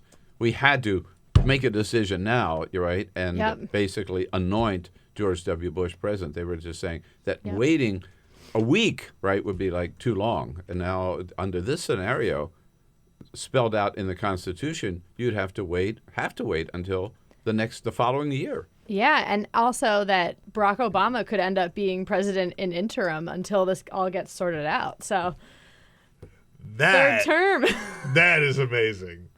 And here's the, just to Boy, step if I it were up. him, I would negotiate for more money. That's right. I say, you know what? I agreed to this job for 8 years at this level, I've got a but few man, conditions. if you're going to keep me on for a little bit, Yeah, a little higher rate. Yeah, because I've got all this experience now. That's right. Yeah. Yeah, he could, who knows? And now to escalate this chaos a little bit more of the political junkie dream. Please. So now let's go back to getting to the magic 270. So there's, as I said, 538 electors in the Electoral College. And these people are voted, some are appointed. It's different in every state. Mhm. Now, they're pledged to a certain candidate based on the popular vote. But now when they get to file their ballot at the Electoral College, some of them have been known to vote faithlessly. And that means they defect from the candidate they're pledged to, which means that however the hundreds of thousands, up to 1 million votes represented by this one elector could hypothetically vote for a candidate other than the person they're pledged for. And I talked to a professor in Ohio who's reached out to all of these electors from 2000 on and said, look, how many of you considered defecting, strongly considered defecting from your pledged candidate? And they said up to 10% on average have said that they considered voting for somebody else. Now, let's say Donald Trump is the nominee, and I know there's been a meeting of a lot of conservatives saying, what if we run a strong third-party contender that's an anti-Trump candidate? If Donald Trump wins and that's stacked with a lot of establishment Republicans who decide that they don't want to vote for Donald Trump, there's a serious reason for them to believe that they could vote for somebody else other than Donald Trump. Oh, man. Oh, just think about all the possibilities here. Yes, indeed. Kate Martell is with us from The Hill. Put that in your pipe and smoke it, and we'll talk about it on the other side here of the break. I just see all kinds of fun here. 866-55-PRESS is our toll-free number. We'll be right back. Connect with The Bill Press Show on Twitter. Follow us at BP Show and tweet using the hashtag WatchingBP. This is The Bill Press Show.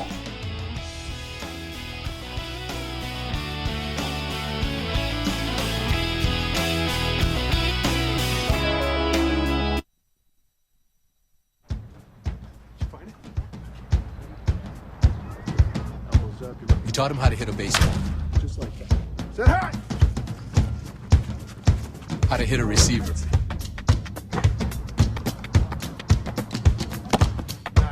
the strike zone, the net. You taught him how to hit the upper corner.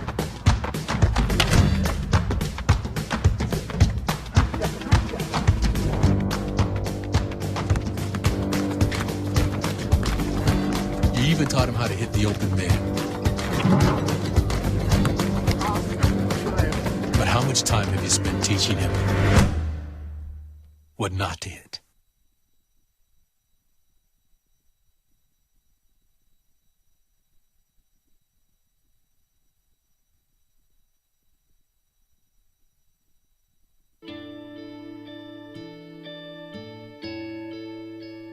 Calls me googly eyes.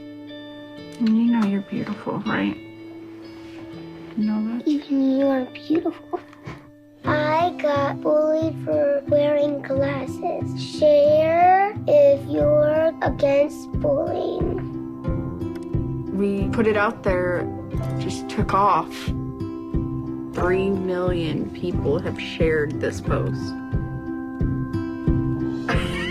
Don't let bullies get you down. I stand with you. Our whole family's wearing glasses. I wear glasses and I'm proud.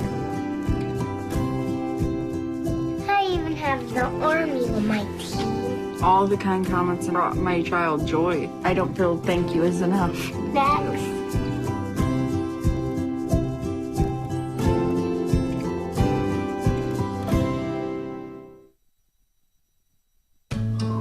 You wouldn't let money just blow out of your house.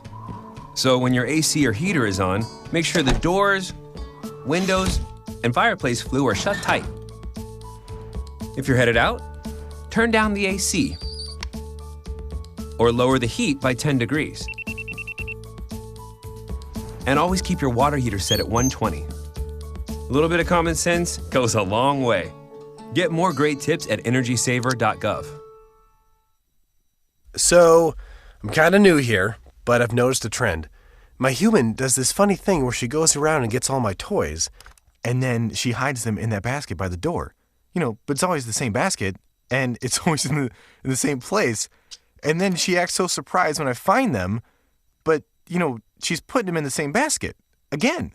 It's like, hello, that's where you put it last time. You were the worst at hide and go seek. I grew up in the housing projects of Cleveland. I didn't even know that life could be any better than it was. Education for me has been a way to get away from the agony of what was normal life. I want to be able to impact the community, not just look back on where I came from, but to reach back to where I came from and pull some people up with me. My name is David, and I am your dividend.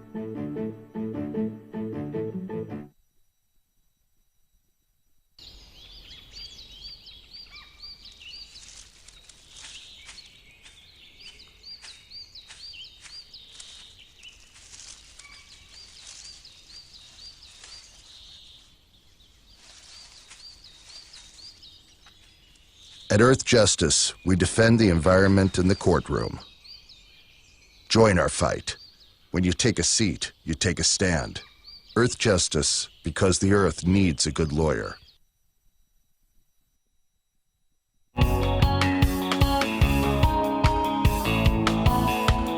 This is the Bill Press Show. All right, at 27 minutes after the hour, Ben Schreckinger has been following Donald Trump around. He'll tell us all about it in the next half hour. And Kate Martell has been unraveling the entire scene and looking what might lie ahead, the way things are heading. But I want to come back to the convention before we talk about this going to the House of Representatives and everything. The fact is, we have not had an open convention since 1976 is the last one with Gerald Ford. All right, so they're going to have to change the rules and everything to deal with this, right? They will, and actually before every convention, about a week before, there's a rules committee that comes up with a new set of rules that could decide how the convention goes. And so, for example, in 2012, whoever the nominee would be had to have won 8 states in the primaries and primary and caucuses. But, you know, that wasn't necessarily the case in 2008. Things are different every single cycle. So depending on who's on this rules committee, it could definitely hurt or help Donald Trump, depending on how they see fit. But they're going to have a whole new set of rules to deal with this likelihood or this possibility, right? Or there will or be reality. They'll know a week before the convention. So they'll know what the situation is. Yeah. So however they come up with the rules, they're going to know going in there what is their. And who controls the rules committee? So it's the RNC that's going to try to come up with all of this and try to organize all of this. Is that why Donald Trump met with them last week? He did. He's trying to smooth things over and try to kind of coalesce forces with Reince Priebus, but. Yeah, that may be a could be one of many meetings. That could be a bridge too far. I'm not sure about that. Hey, Kate, great to see you. Thanks much for all your good work for coming in today. Having me. All right, This see you again soon. is the Bill Press Show.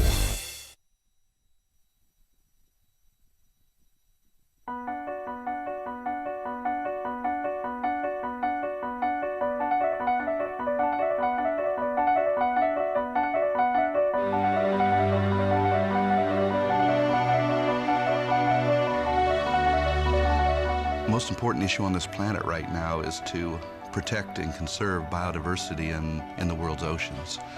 And I don't think people realize just how intimate our connection is with the oceans themselves. Not only do they provide the very foundation of life and control our weather, but life just simply could not exist without a healthy ocean. The real problem, though, is apathy. It's all out of sight, it's all out of mind, and people don't even think about it.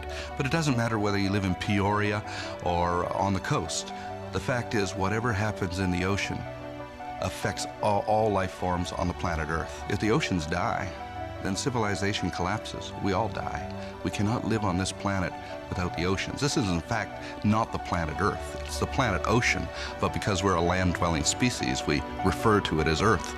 But it is the planet ocean, and the oceans are the heart and the foundation of all life on the planet.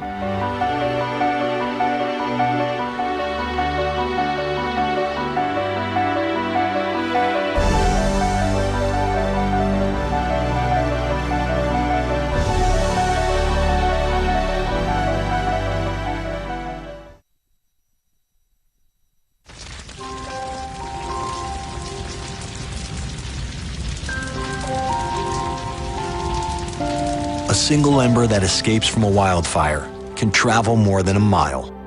That single ember can ignite and destroy your home or even your community. You can't control where that ember will land, only what happens when it does. Get Fire Adapted now at fireadapted.org. Columbine. Virginia Tech. Tucson. Aurora. Fort Hood. Oak Creek. Newtown. Newtown. Newtown. Newtown. How many more?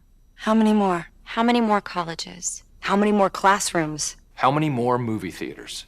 How many more houses of faith? How many more shopping malls? How many more street corners? How many more? How many more? Enough. Enough. Enough. Enough. Demand a plan. Right now. As a mom. As a dad. As a friend. As a husband. As a wife. As an American. As an American. As an American. As a human being. For the children of Sandy Hook. Demand a plan. No more lists of names. It's not too soon. It's too late. Now is the time. Before we all know someone who loved someone on that list. No more lists. No more. Who they might have been. No more. If we had just done something yesterday. It's time. We can do better than this. We can do better than this. It's time. It's time. It's time for our leaders to act. Demand a plan. Right now. Right now. You! Demand it! Enough. Enough. Enough. Enough.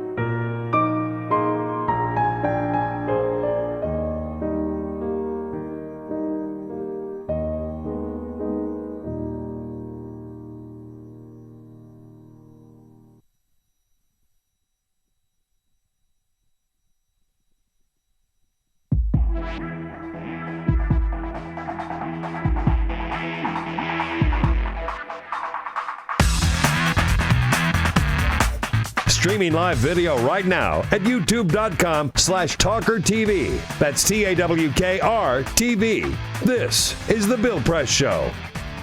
33 minutes before the top of the hour. 33 minutes after the hour.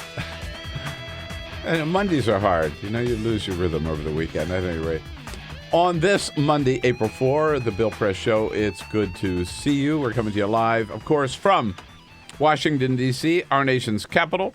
Congress limps back into town today, actually, and so we'll maybe get things back on track here in the Capitol. But most of the action is out in the provinces, particularly the state of Wisconsin, with a big primary looming tomorrow. And just back from Wisconsin, Ben Schreckinger with Politico back in studio with us again this morning. Hey, Ben, how's it going? Hey, it's going well. It's good to be back in D.C. after the cheese curds. Are you heading out there for the vote tomorrow, or? No, I'm going to stick around here. And were you following Mr. Trump again this week in Wisconsin? I was following Mr. Trump. I followed him to Janesville, Wisconsin. Oh, and you were there for Appleton, Wisconsin. So the Janesville was interesting. That's Paul Ryan's hometown, right? His backyard.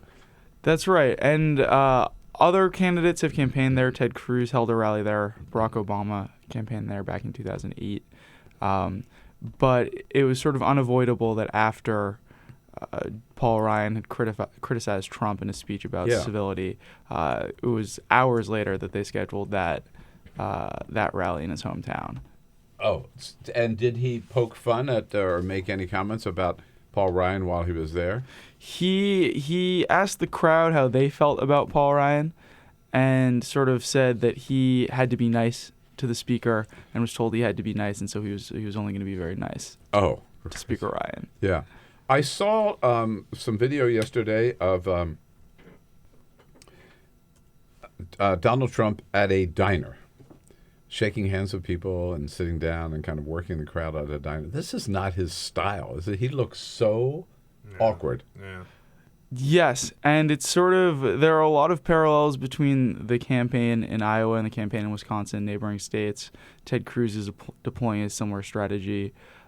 Trump tried the diner thing once or twice in Iowa because it is an Iowa tradition. Yeah. But this is a candidate who loves the mega rallies. He loves the crowds. That's sometimes it seems that's mostly what he's in it for, is just having these great big rallies that feel like rock concerts. So yeah, the diner thing's a little out of his wheelhouse. That's just like retail politics, right? Like the going out and meeting people, but we know he is not a retail politician. And in fact, he doesn't like these people very much, you know? I mean...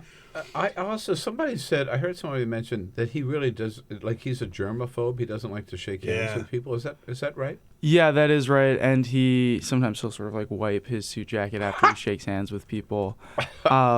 He does at all of his mega rallies. He does work the rope line afterwards. They play ear-splitting music, which I think is so that the TV cameras can't pick up what he's saying to people on the rope line.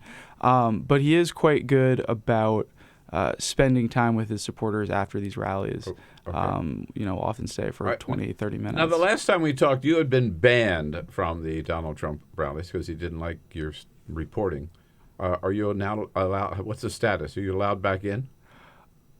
Unclear. I was told in Janesville on Tuesday when I went up to the press credentialing table to immediately leave the property. Wow. That Wednesday I showed up in Appleton. I mean, what do they do? Get guards out or something? I mean, you give them they know you obviously, I guess by now. And well, this staffer was I didn't recognize this staffer. This was not one of the regular press staffers. So he looks at the list. You're not on the list, but there must be a different list they've got, which is the enemy. Yeah. He's looked at what seemed to be a blacklist and found my name on it, and sort of his tone changed very quickly. He said, "You need to leave." And then he stood up and took a step towards me and said, you need to leave. And so I left. And then the next day in Appleton, it was back to the normal press crew, and their advance team is very courteous, very professional. The press team that they usually deploy at these events is very courteous, very professional.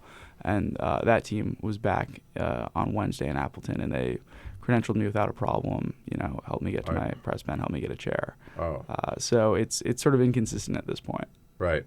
Okay. Now, what's your read on Wisconsin? How do you think it's going to go? I think it's going to be a rout for Ted Cruz. Trump may hang on to one or two of these congressional districts, which are worth 3 delegates each. But the rest of the state is looking like Cruz country right now. Right. So if he loses, as it seems tomorrow in Wisconsin, this will cap off probably the worst 10 days of the Trump campaign. How do you read them? As fatal or just a bump in the road? Time will tell. If this thing is taken from Donald Trump at the convention, I think we're going to look back to this week as a big turning point. Yeah. That being said, we have New York coming up. It's worth more than twice as many delegates as Wisconsin, I think. I think it's 90-something delegates. Trump is way ahead there.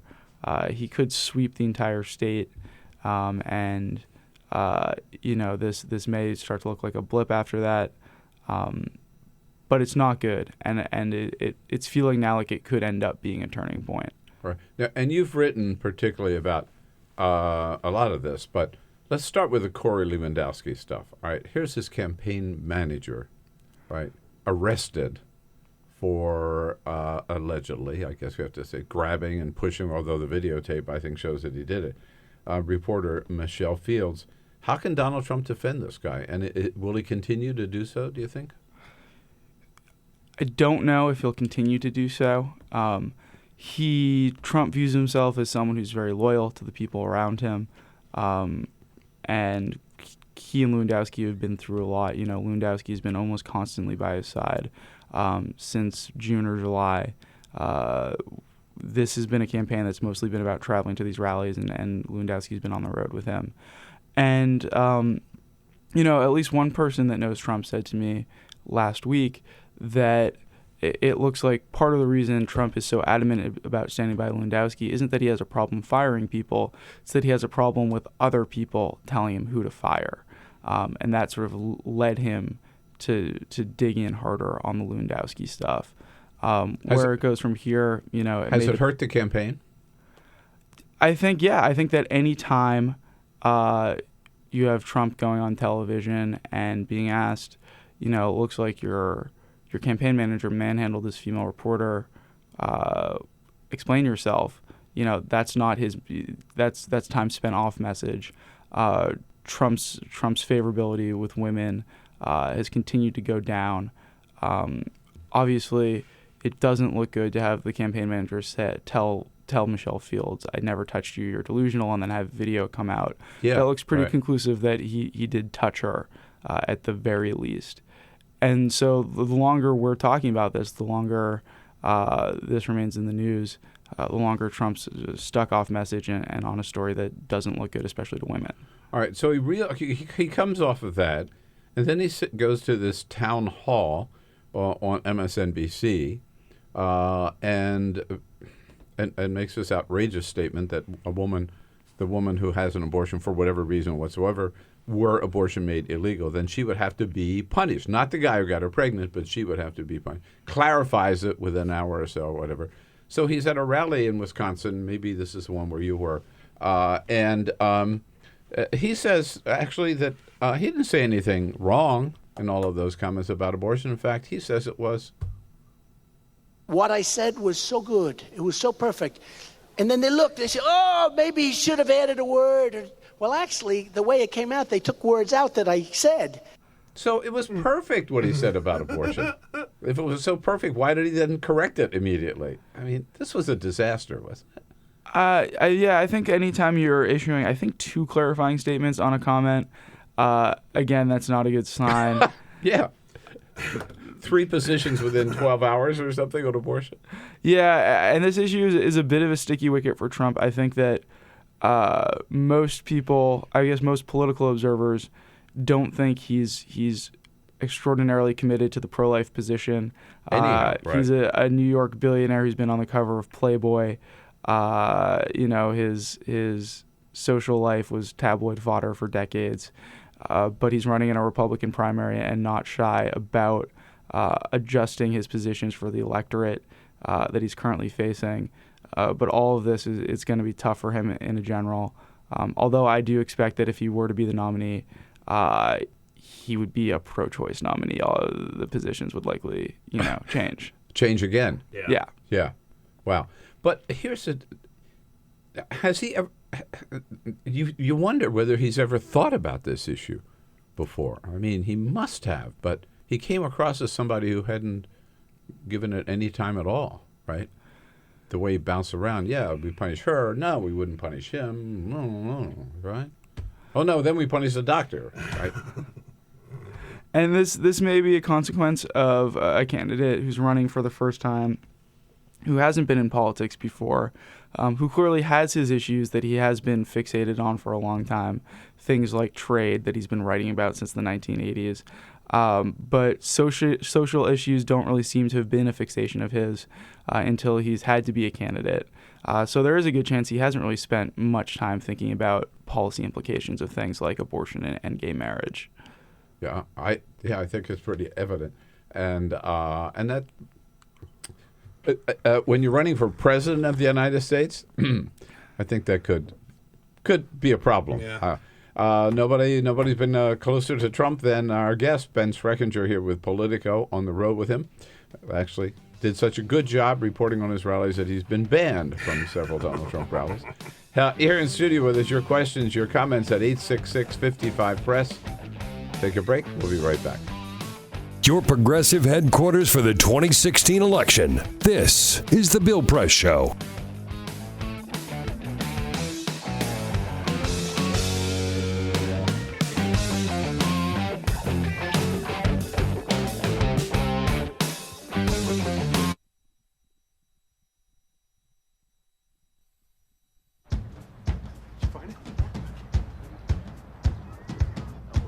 We taught him how to hit a baseball. Just like that. Say hi! How to hit a receiver.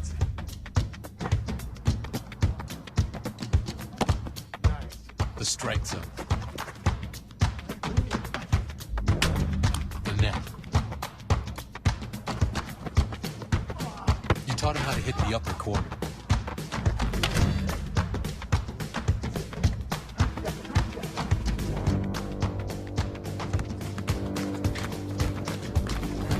You even taught him how to hit the open man. But how much time have you spent teaching him what not to hit?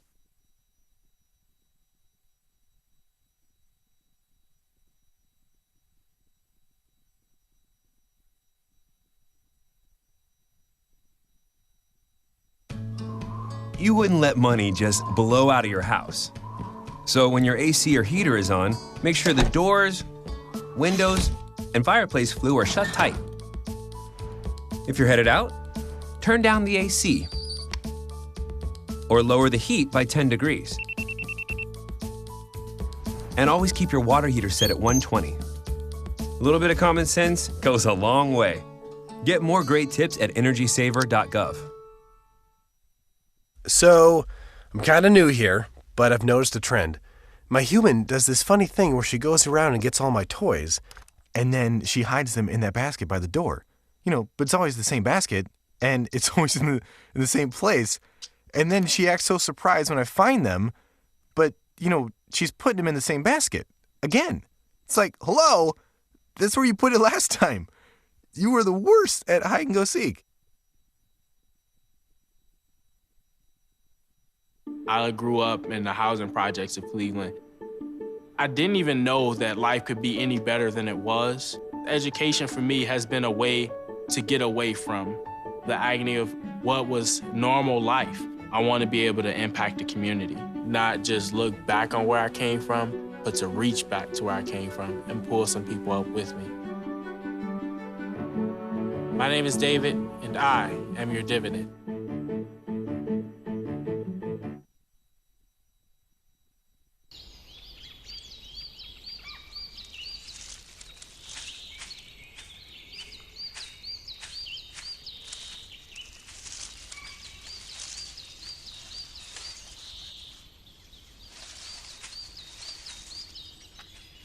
At Earth Justice, we defend the environment and the courtroom. Join our fight. When you take a seat, you take a stand. Earth Justice, because the Earth needs a good lawyer.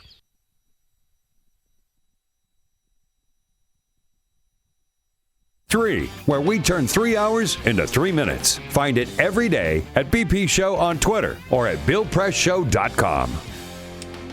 All right, UNC versus Villanova in the big NCAA championship tonight. Travis Waldron from Huffington Post will be here at the top of the next hour to walk us through the sports world. Right now we're still stuck in politics here.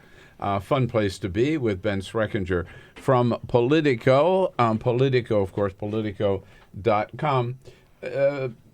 Donald Trump on Fox News Sunday, yesterday, Ben, was asked the inevitable question, among others, by Chris Wallace on whether or not what about this loyalty pledge now that it's disappeared, the possibility of running as a third-party candidate.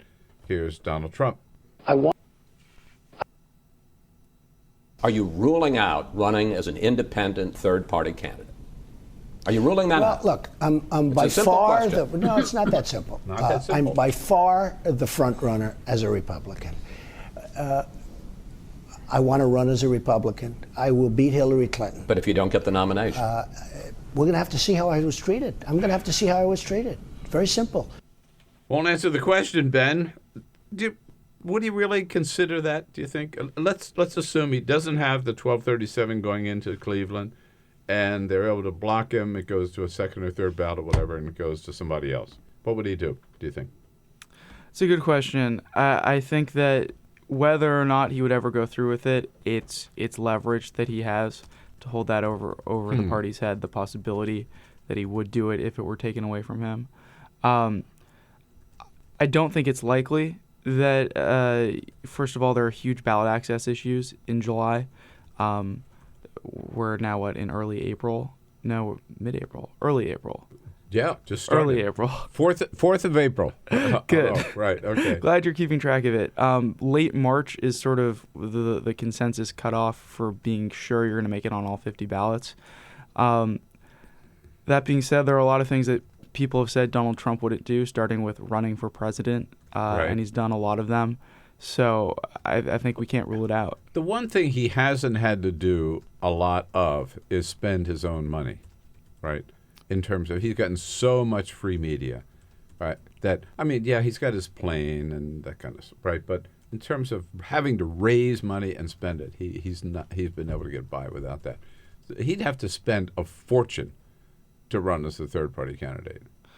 Yeah, I think that's right. I think that, he has a certain ability to fundraise now that he's not fully exploiting, but that it would be harder as an independent candidate because no one would think he was going to win. He has his hardcore supporters who he can get small dollar donations from, but these mega donors, the kind of people that, right now you might be able to get to donate to a Trump super PAC, are probably not going to want to throw their money away on an independent bid that has almost no chance of succeeding. Right. Now, I heard today that Melania is going to start campaigning today. Have you heard that? Is she going to be out on the trail today? Yes. That's she's appeared once or twice and sort of made brief statements. She was there on caucus day in Iowa, but they have not deployed her much. That will be interesting. Yeah, no. Kate Martell, who was in From the Hill, said that she's going to be out campaigning today. So that should be interesting, right? Oh yeah, I'll have to watch for that. Who knows, right? Given how really nasty it's gotten between Ted Cruz and Donald Trump, can you see Cruz ever supporting Trump or Trump ever supporting Ted Cruz? I don't know. At the end of the day, these are politicians. Politicians make deals, even after really nasty campaigns. But this campaign has been nastier than most, to say the least. So I don't know. The prognosticators have gotten a lot wrong this cycle, so I wouldn't care to weigh in either way. Right. You never know.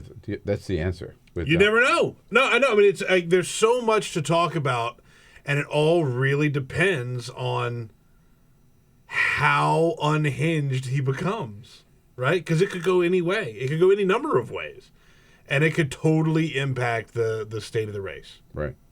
And just final question. So then, after all this last week, as bad as it was, he sits down with the Washington Post, give this in-depth interview with Bob Woodward, and predicts a massive recession for the United States. This is good for a candidate? Based on what and where'd that come from? Well, I think that Trump is the candidate of pessimists, people who think that the country's going down the tubes. Huh. Yeah.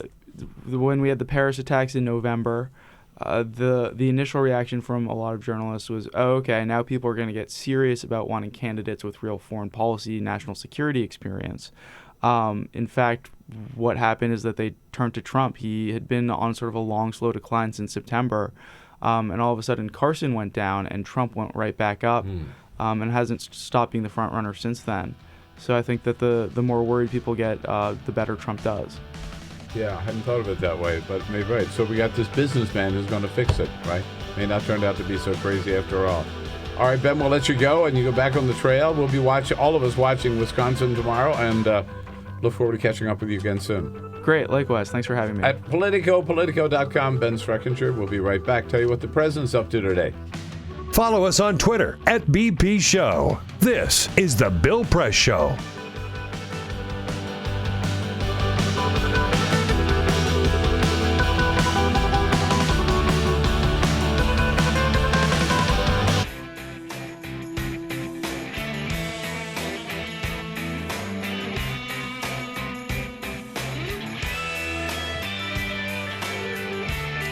Hey, how about it? 2 hours almost down, ready to move into hour number 3. And remember, hour number 3, you can catch us on Free Speech TV at 5 Eastern, 4 Central, 2 Pacific. Or you can watch it right away. Stay with us right away on our video stream, youtube.com/TawkrTV. Travis Waldron from Huffington Post Sports will be along to talk World Cup and the big flap over how much, whether American female soccer stars are getting enough pay, not as much as men, and that is not right. We'll get into that and a whole lot more in the next hour, third hour. Stay with us right here on The Bill Press Show.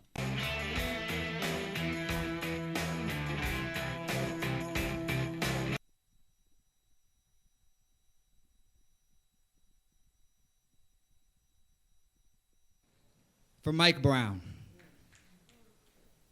I'm sick of writing this poem, but bring the boy.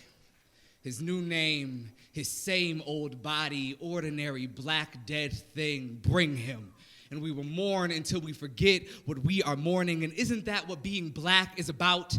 Not the joy of it, but the feeling when you're looking at your child, turn your head, then poof, no more child. That feeling, that's black. Think. Once, a white girl was kidnapped, and that's the Trojan War. Later, up the block, Troy got shot, and that was Tuesday. Are we not worthy of a city of ash, of 1,000 ships launched because we are missed? I demand a war to bring the black boy back, no matter what his name is this time. I at least demand a song. A song will do. Or a head.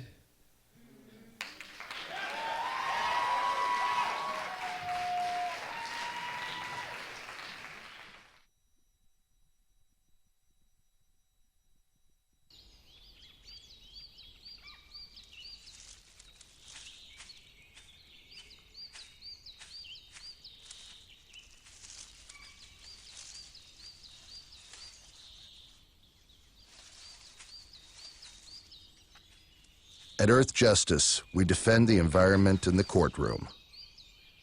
Join our fight. When you take a seat, you take a stand. Earth Justice, because the Earth needs a good lawyer.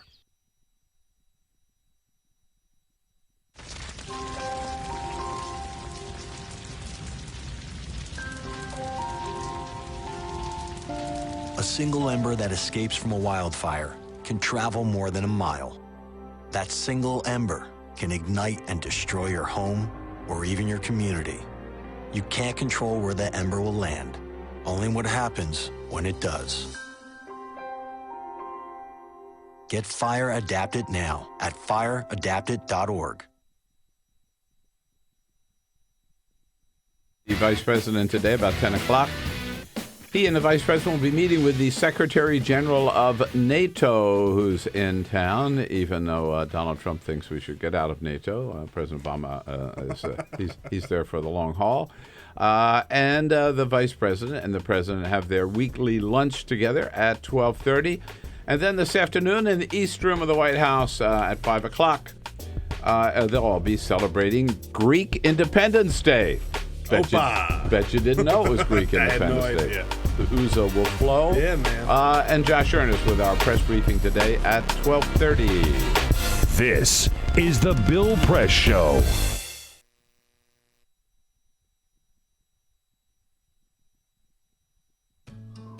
you wouldn't let money just blow out of your house. So when your AC or heater is on, make sure the doors, windows, and fireplace flue are shut tight. If you're headed out, turn down the AC or lower the heat by 10 degrees. And always keep your water heater set at 120. A little bit of common sense goes a long way. Get more great tips at energysaver.gov. So, I'm kind of new here, but I've noticed a trend. My human does this funny thing where she goes around and gets all my toys, and then she hides them in that basket by the door. But it's always the same basket, and it's always in the same place. And then she acts so surprised when I find them, but, she's putting them in the same basket. Again. It's like, hello, that's where you put it last time. You were the worst at hide and go seek.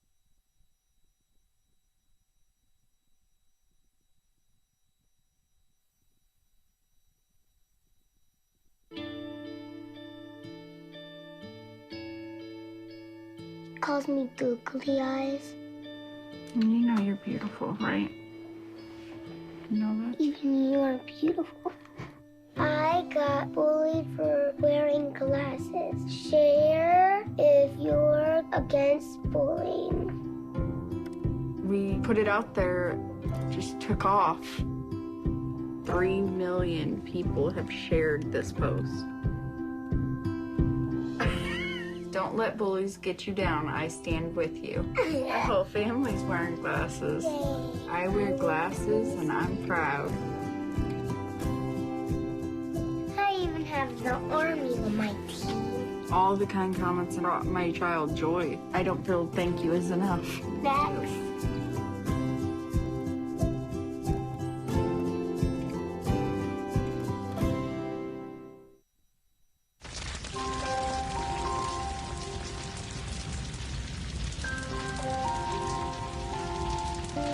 A single ember that escapes from a wildfire can travel more than a mile.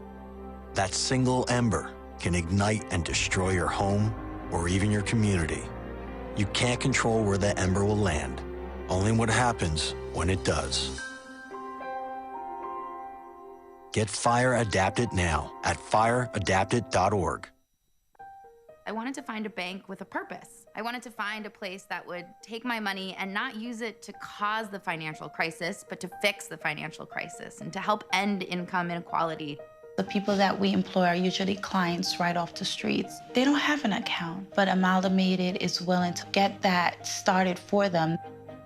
Their reputation of supporting the working man, I think, speaks for itself. This is a bank that cares for their customers, and I appreciate that. We were able to access a construction loan through the bank's programs, and that loan has helped us house 28 families in the community. Amalgamated is a bank that was started for and about working people.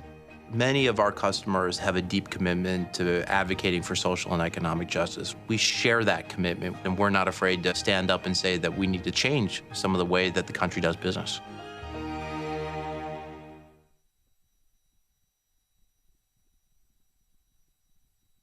I grew up in the housing projects of Cleveland. I didn't even know that life could be any better than it was. Education for me has been a way to get away from the agony of what was normal life. I want to be able to impact the community, not just look back on where I came from, but to reach back to where I came from and pull some people up with me. My name is David, and I am your dividend.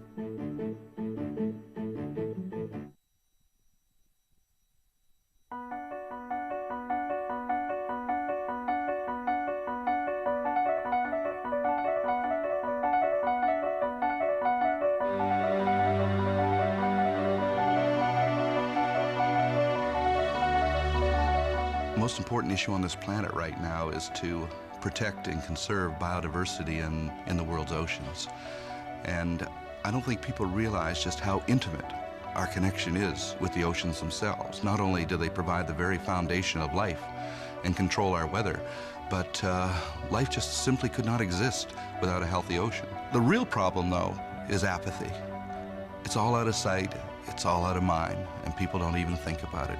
But it doesn't matter whether you live in Peoria or on the coast. The fact is, whatever happens in the ocean affects all life forms on the planet Earth. If the oceans die, then civilization collapses. We all die. We cannot live on this planet without the oceans. This is, in fact, not the planet Earth. It's the planet ocean, but because we're a land-dwelling species, we refer to it as Earth.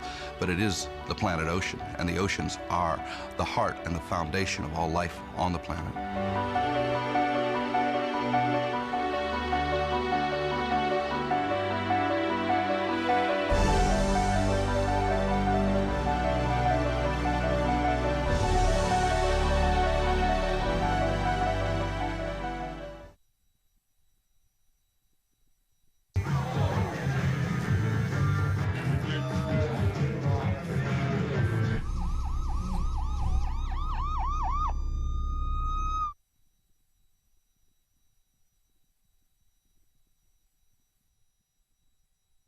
It's on us to stop sexual assault.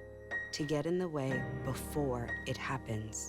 To get a friend home safe. And to not blame the victim. It's on us. To look out for each other. To not look the other way. It's on us to stand up. To step in. To take responsibility. It's on us, all of us, to stop sexual assault. Learn how and take the pledge at itsonus.org.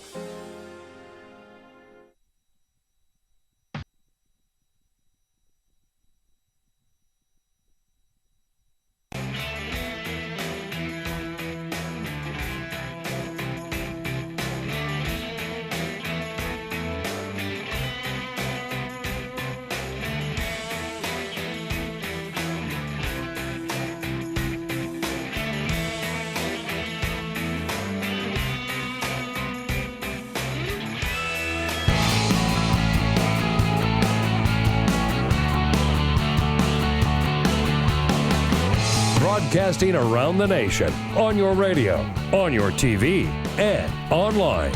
This is The Bill Press Show. A massive recession. That's what Donald Trump predicts, on its way. To be followed by the massive depression for Donald Trump once he doesn't get the nomination. Watch. It is a Monday, April 4. Here, The Bill Press Show. Good to see you today. And thank you for joining us. We're live at our nation's capital. As you can see, the Capitol, those of you watching on television, right in back of me here. It's a beautiful day in Washington, D.C. Hope it's a great day wherever you happen to be. Whether you're listening on the radio on your local progressive talk radio station, whether you're listening on the radio, one of those two great radio apps, TuneIn or iHeartRadio, or whether you're watching us on Free Speech TV, thank you for joining us. And we look forward to hearing from you. Get your take on the issues of the day. You know how to do it. Give us a call at 866-55-PRESS. Send us your comments on Twitter at BP Show or on Facebook at facebook.com/BillPressShow. Peter Ogburn back from vacation, which means the gang's all here today. Here we are. Welcome Yes, back. indeed. Thank you, sir. And Jamie Benson here, back to his... he doesn't have to wear all the hats this week, just his own hat. Here, Yeah. Jamie. Good morning. Doing a heck of a Last job in week. there.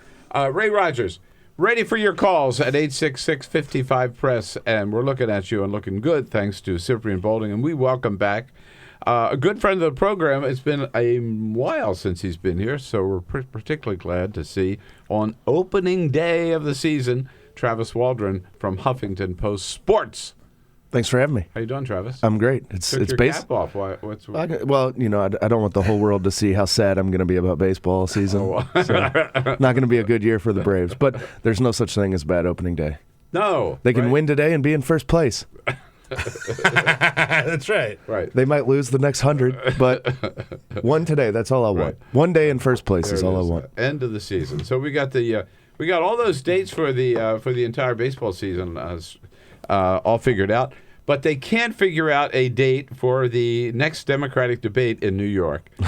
Bernie Sanders and Hillary Clinton have agreed, at least in principle, in theory, that they will have one more debate before April 19. Now they're trying to decide what date's going to be like. What's the size of the table? Exactly, how hard can it be? There's two of you. Hillary wants to have it on April 15 in the morning. Here she is. GMA offered a debate during GMA on Friday the 15th. I'll be there. Friday the 15th in the morning. Bernie Sanders says, that doesn't make any sense. Here we go, Bernie. First, I'm very glad that the Secretary has accepted the challenge to debate in New York. I think we can work out a date that works for her schedule, that works for my schedule. Doing it during the NCAA finals or whatever makes no sense. Doing it in the morning when people are not going to be watching it in large numbers makes no sense. But I'm confident we'll work out a time that's good for both of our schedules, and when large numbers of people will be watching. Yeah, one date thrown out was tonight, right? Right. No, that's not it. And I also think she's right. He's right about during a morning show. Who's going to watch for 2 hours in a morning? Yeah, right? I ain't real thrilled about a morning debate. A lot of people in Washington, but outside of the Beltway, not so much. Yeah, I just can't get excited about a morning debate. No. I'm sorry, I just can't. I'm not even sure a lot of people in Washington. Put it this way, there are more people in Washington who could do it and get paid for it. Right. You don't have to stay at work late. If there was anywhere else, don't have to stay after hours. If there was a demographic that would get excited about a morning debate, it would be us, right? Mike, we don't have to stay up late and watch it, or nursing homes, nursing homes, and I'm against it. So there you go. All right, there you go.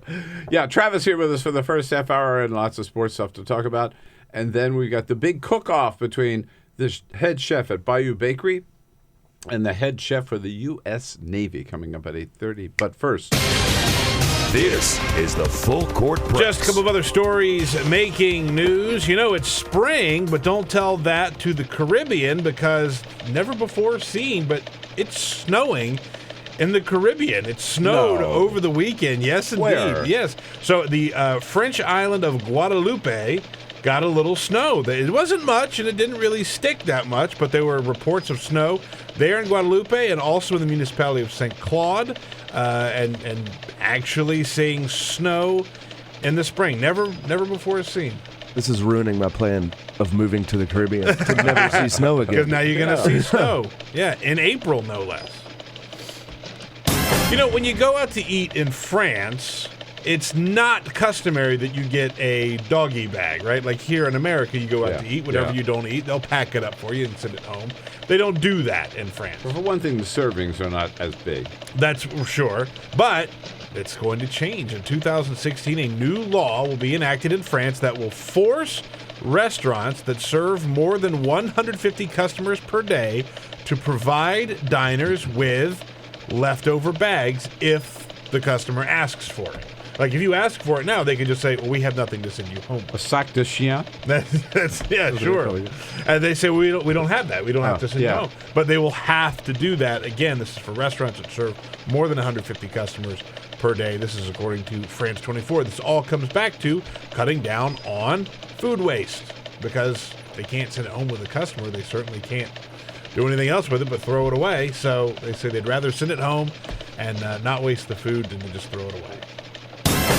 And it is opening day today in baseball. Pay no attention to the games yesterday. I think today is the official. It doesn't start until they throw a pitch in Cincinnati. There you go. There you go. And so yesterday we did have some Major League Baseball games, though. Pirates beat the Cardinals 4-1. Blue Jays beat the Rays 5-3. And in a rematch of last year, the Royals beat the Mets 4-3. So baseball is back. Got my jersey on. I'm ready. Oh, I saw you wearing a Boston Red Sox jersey today. Yes. Okay. Travis with his Atlanta Braves hat. One of us is going to have a better summer than the other. All right. Thank you, Peter. And how do our Nats look today? Or this year? They've got a chance to make the playoffs. I think I'm a little more pessimistic than a lot of people are about the Nats. I'm super pessimistic. Though I've noticed that more and more people are seeming a bit pessimistic. I think they've got a good chance, largely because the Braves, Phillies aren't even trying, so there's a lot of free wins in there. The Marlins are the Marlins. Who knows what they'll be. I think the Mets are the clear favorite in the East. Yeah. But the Nats, you never know. Last year the Nats were the clear favorite in the East, and the Mets came up and got them. And the Mets have a lot of questions to answer still, I think, at the plate. if the Nats can actually put a lineup together this year, they've got the pitching potentially to cause problems. So. Well, my big disappointment is that we don't have a Cuban team in competition this year, right? Yeah, unfortunately not. But it's a big step. It's going to come. It's going to come. Step.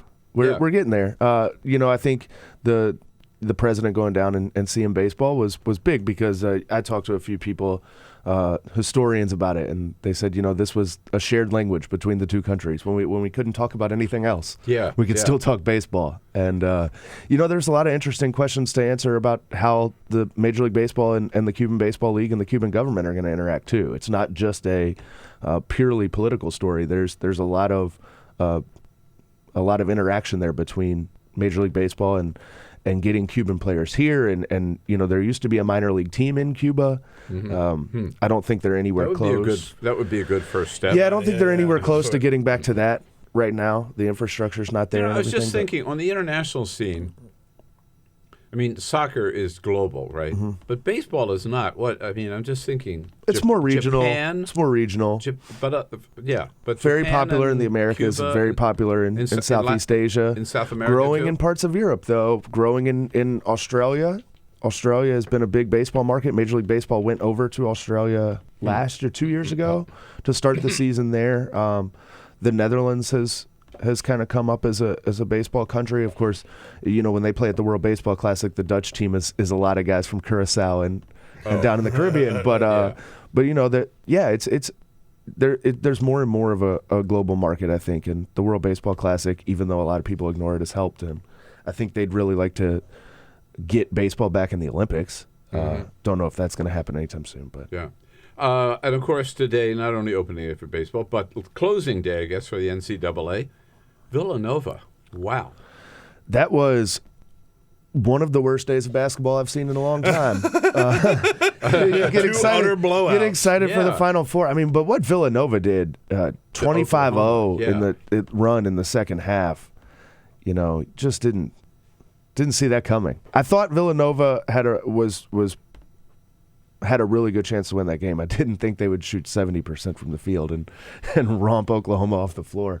No. They play great defense. No, They're as gonna great be tough. as they did, isn't UNC still favored I think so. tonight? I think so. Yeah. I think that's probably right. The size North Carolina has inside is going to be tough for Villanova. But, we just saw what they did to Oklahoma. Mm-hmm. They're riding high into it. They've played. I mean, both of these teams are. That's the playing, secret, isn't to be hot at the right time. Right, yeah, and that's all both that of really these matters. teams are. Both of these teams are playing great basketball, so it'll be interesting. Of course, then we get to move on to real basketball once this is over. So. Oh. Yeah. Look. I mean, had to get that dig in there. So, how are the Warriors doing on that run? By the way, here we go. Oh, Bill, I'm so glad that you asked. Yeah, I knew this was coming. Uh-oh. Friday night, the Golden State Warriors played Boston Celtics. Yeah. Oh, my Boston Celtics. I'll take the Jamie's the back. owner. Yeah, I didn't know that. I didn't know he owned the Celtics. Congratulations. Travis and I have had this conversation before. In Golden State, and the Celtics snapped the longest home winning streak in the history of the NBA. Which now 14 leaves months. the San Antonio Spurs still gunning for undefeated at home. Undefeated at home. But the Warriors still have a chance to get the record. Yeah. So they just have to win all their games except for one. Right. They can lose one and still get to. And they play the Spurs twice. But the Spurs are pretty banged up, so I don't think it's. Yeah. I think they're going to lose both of those. On the sports front. I know. See, I shouldn't have asked that question. I know. But last week, every day, Jamie kept talking about the Warriors, in this record, and I just was curious as to whatever happened.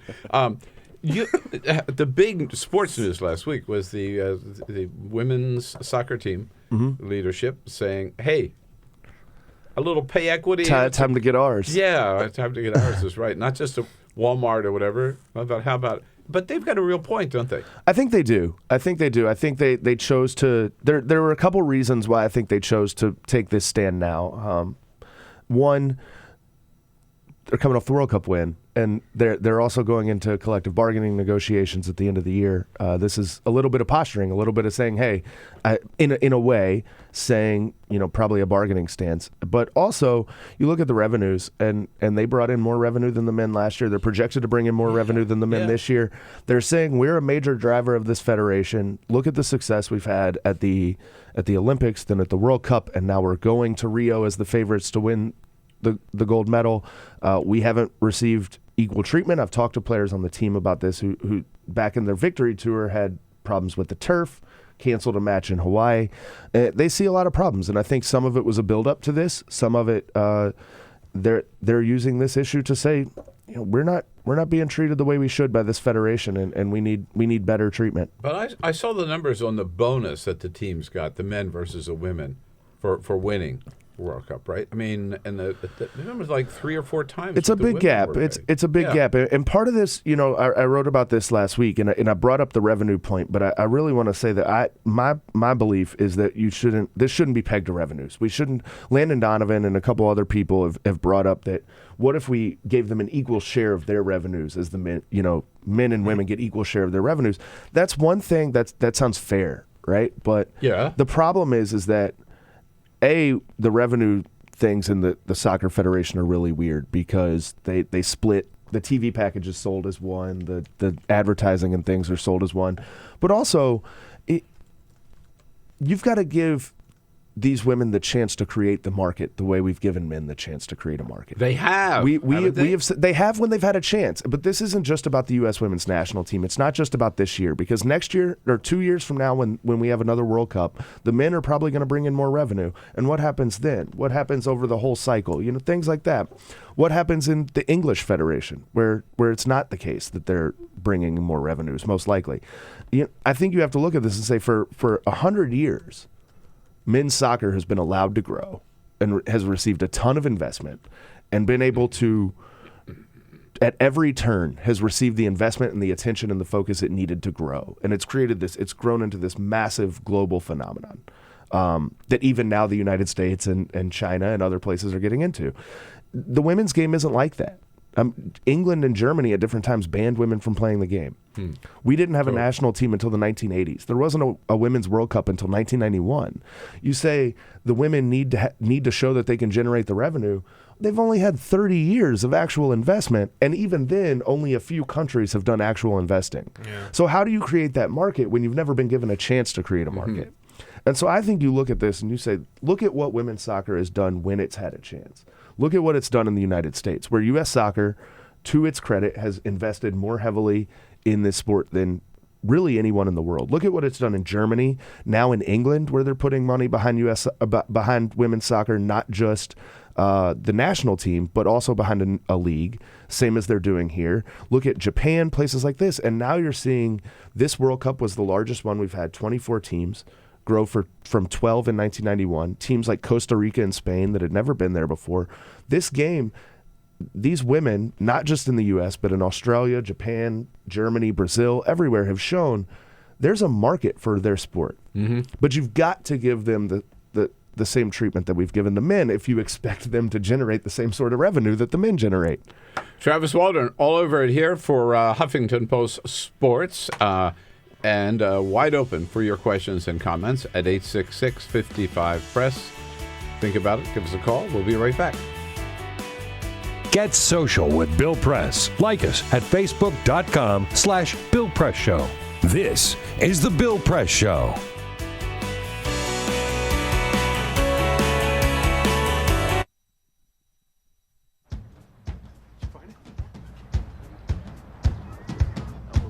You taught him how to hit a baseball. Just like that. Say hi! How to hit a receiver. Nice. The strike zone. The net. You taught him how to hit the upper corner.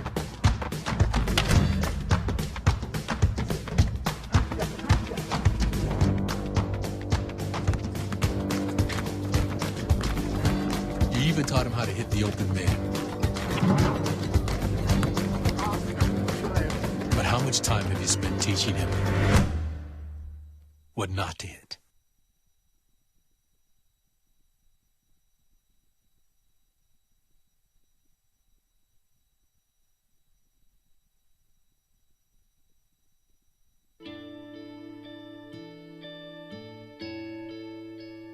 Calls me googly eyes. You know you're beautiful, right? You know that? Even you are beautiful. got bullied for wearing glasses. Share if you're against bullying. We put it out there, just took off. 3 million people have shared this post. Don't let bullies get you down. I stand with you. The whole family's wearing glasses. I wear glasses and I'm proud. I even have the army on my team. All the kind comments brought my child joy. I don't feel thank you is enough. Thanks.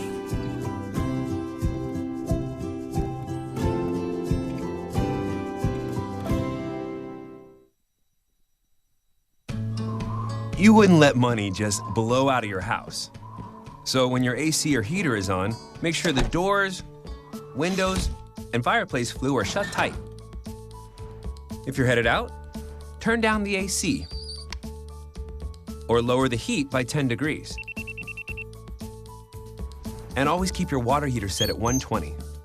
A little bit of common sense goes a long way. Get more great tips at energysaver.gov. So, I'm kind of new here, but I've noticed a trend.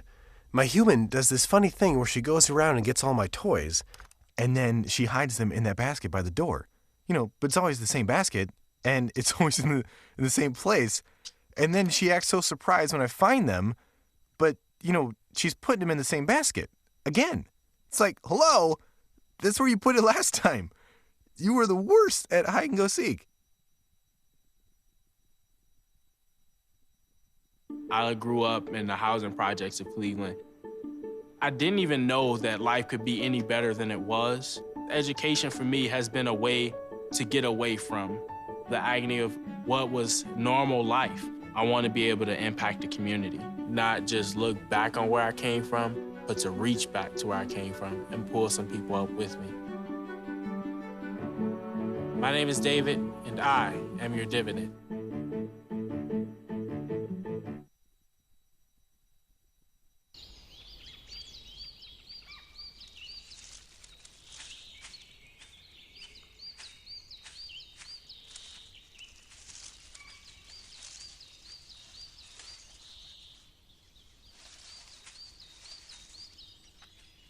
At Earth Justice, we defend the environment in the courtroom. Join our fight. When you take a seat, you take a stand. Earth Justice, because the Earth needs a good lawyer.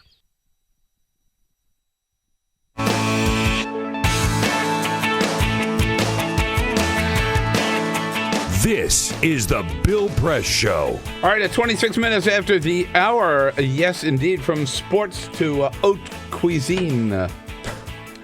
In the next segment, with the chef from Bayou Bakery and the head chef of the U.S. Navy here in studio. Travis, top that, man. I can't. I cooked a frozen pizza last night. Nice. There you go. It came out perfect. Not burnt, nice crispy crust.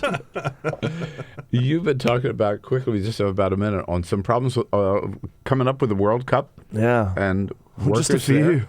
Yeah, just a few. Man, I got Yeah. Well, you have everything going on in Rio with the corruption scandals around Dilma that are starting to bleed into the Olympics there. But then Not to mention the Zika virus. Right. And then the 2022 World Cup in Qatar, the Amnesty International came out with a report last week that, Qatar has announced a lot of reforms about their labor practices to the migrant workers that are building the stadiums. And Amnesty basically came out last week and documented abuse that's still taking place there. They spoke to more than 200 workers. Every one of them detailed some sort of abuse, whether it was withheld pay or the taking of their passports. Qatar has this labor system in which you get a sponsor. Most of the workers there are migrants. Right. You get a sponsor, and unfortunately, that sponsor, countries right, in the Arab Gulf. And that sponsor is then sort of controls everything, whether you can leave, whether you can switch jobs, and so there's a lot of attention on this. And Amnesty basically called on FIFA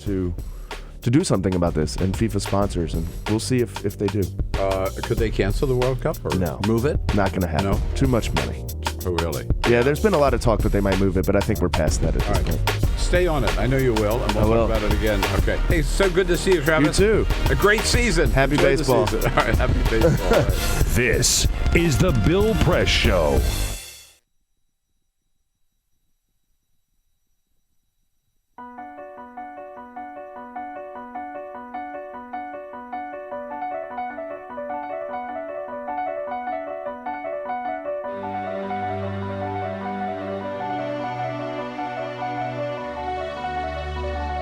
The most important issue on this planet right now is to protect and conserve biodiversity in the world's oceans.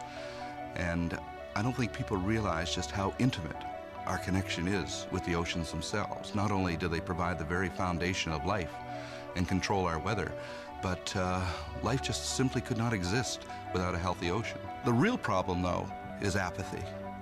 It's all out of sight, it's all out of mind, and people don't even think about it. But it doesn't matter whether you live in Peoria or on the coast. The fact is, whatever happens in the ocean affects all life forms on the planet Earth. If the oceans die, then civilization collapses. We all die.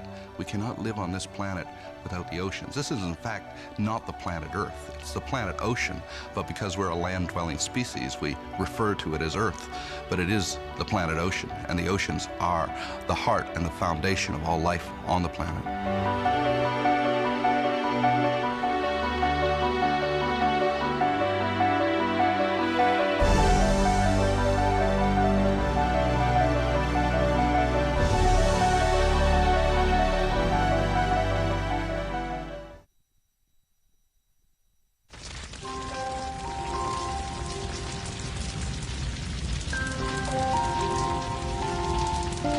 A single ember that escapes from a wildfire can travel more than a mile. That single ember can ignite and destroy your home or even your community. You can't control where that ember will land, only what happens when it does. Get Fire Adapted now at fireadapted.org.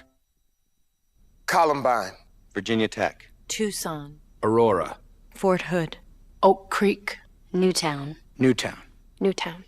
Newtown. How many more? How many more? How many more colleges? How many more classrooms? How many more movie theaters? How many more houses of faith? How many more shopping malls? How many more street corners? How many more? How many more? Enough. Enough. Enough. Enough. Demand a plan. Right now. As a mom. As a dad. As a friend. As a husband. As a wife. As an American. As an American. As an American. As a human being. For the children of Sandy Hook. Demand a plan. No more lists of names. It's not too soon. It's too late. Now is the time. Before we all know someone who loved someone on that list. No more lists.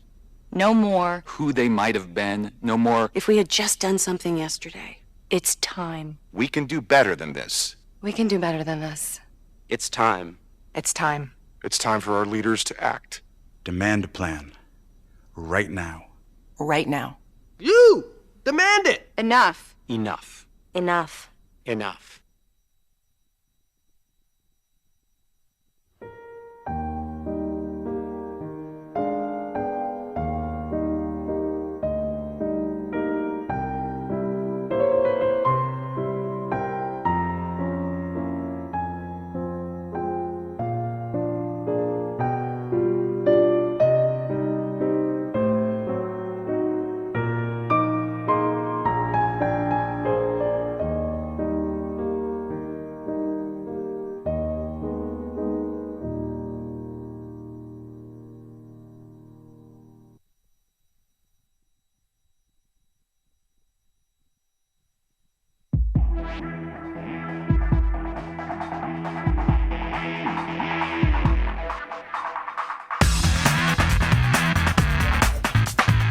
On your radio, on TV, and online. This is The Bill Press Show. Here we go now at 33 minutes after the hour. It is The Bill Press Show on this Monday, April 4. Again, good to see you today. Coast to coast, we're with you all the way from Seattle to Washington, D.C. First on the radio, on your local progressive talk radio station.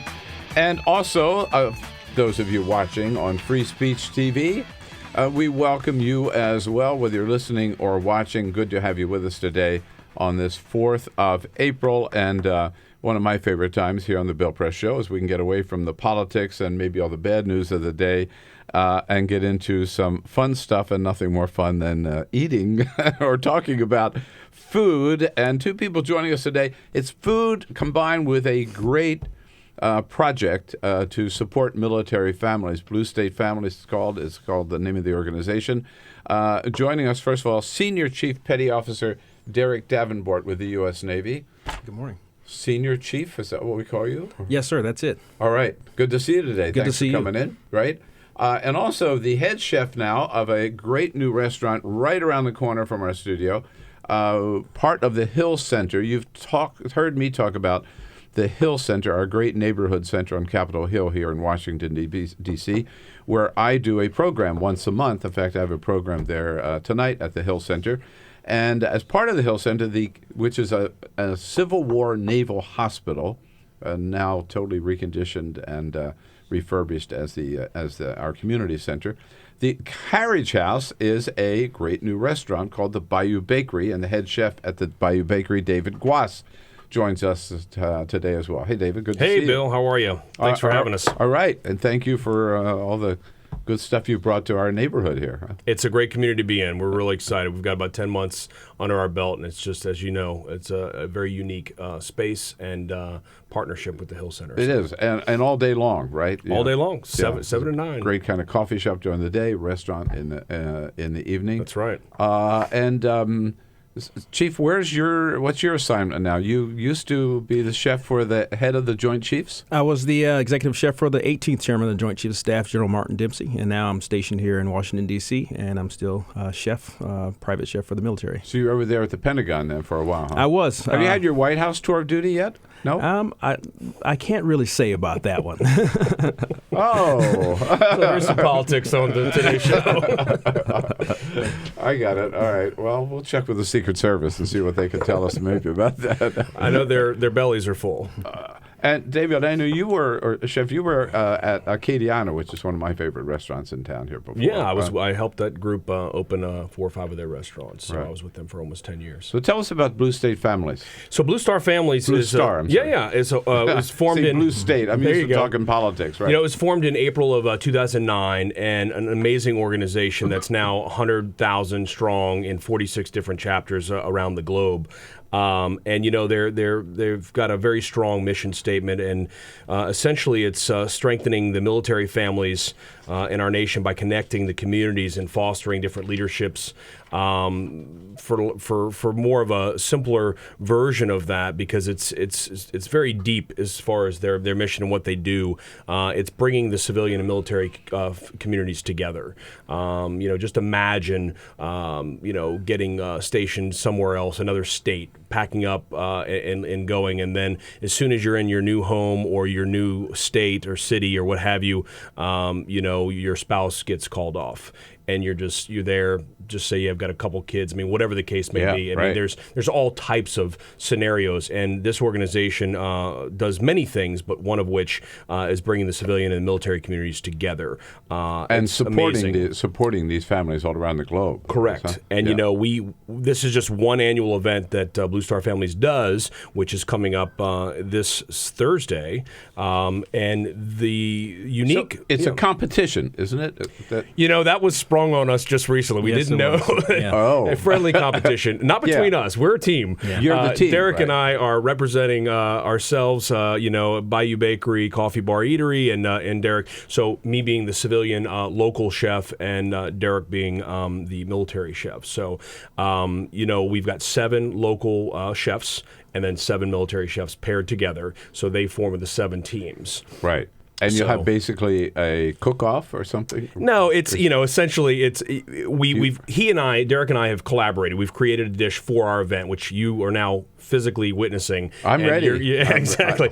So this is a version. I'm from New Orleans, so we did a Gulf shrimp dish. We're going to have homemade crackers, obviously, and this is a spiced, chilled, poached shrimp that we've tossed in a little bit of lemon zest. It's shrimp maison. We did crab meat maison last year, and it was such a huge hit. We decided to change the protein, but keep the flavors similar.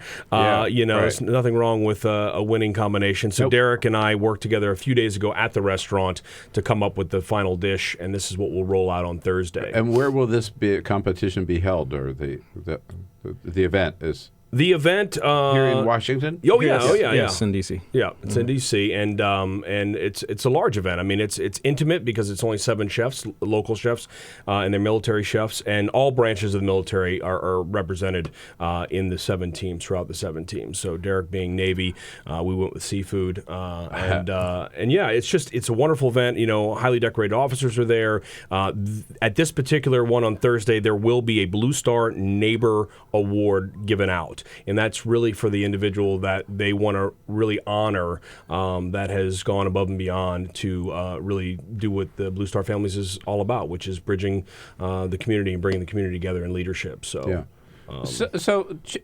Chief, how'd you get involved in did you go to the Culinary Institute of the CIA, or? I went to a small culinary school in Michigan where I'm from. Our claim to fame is we had 5 certified master chefs as instructor and had a low student to teacher ratio. So and I worked in a bunch of restaurants in Metro Detroit area. And like David, I got my start in the pastry background and then kind of switched over to savory and done a lot of culinary competitions in the past few years and use my expertise in the military to help elevate the quality of food service, both from the lowest ranking to the highest ranking official. Right. So do you oversee, or I mean, I would just imagine, if you talk about all the ships and all the bases, I mean, it's a huge operation. Every one of the branches of the military, right? It is. And I did 5 years on a submarine, and I was a chef there, and that was a different experience coming directly from the that must private have been sector. a limited supply chain. It is very, very First limited. question I had is like, what do you do? He's like, eggs and herbs. He's like, forget about it. Milk and eggs were when it literally brought the house down if they brought that on board after. Fresh. Fresh eggs, fresh milk was a big deal. Yeah, as because you know you're out there. I mean, it's not like if you look in you don't have enough flour. I mean, there's something missing, right? You can't run to this. No, you can't. Yeah. You're captive. Talk about a competition. I mean, you can imagine a mystery basket on one of these, cooking competition shows is all dehydrated food. That's the challenge. That should be a new challenge for people, because to be able to do that on a daily basis for 5+ years is, I mean, beyond my expertise. That's for sure. But I would also imagine that you've got a very appreciative audience. Right? We do, yeah. And historically, they say that submarine cooks are the best, and the best chow is on submarines. And for the Navy, I guess I could be biased because I'm a submariner, but that's what they say. We give it all that we have for the food because it's a large part of the morale on the ship. Right.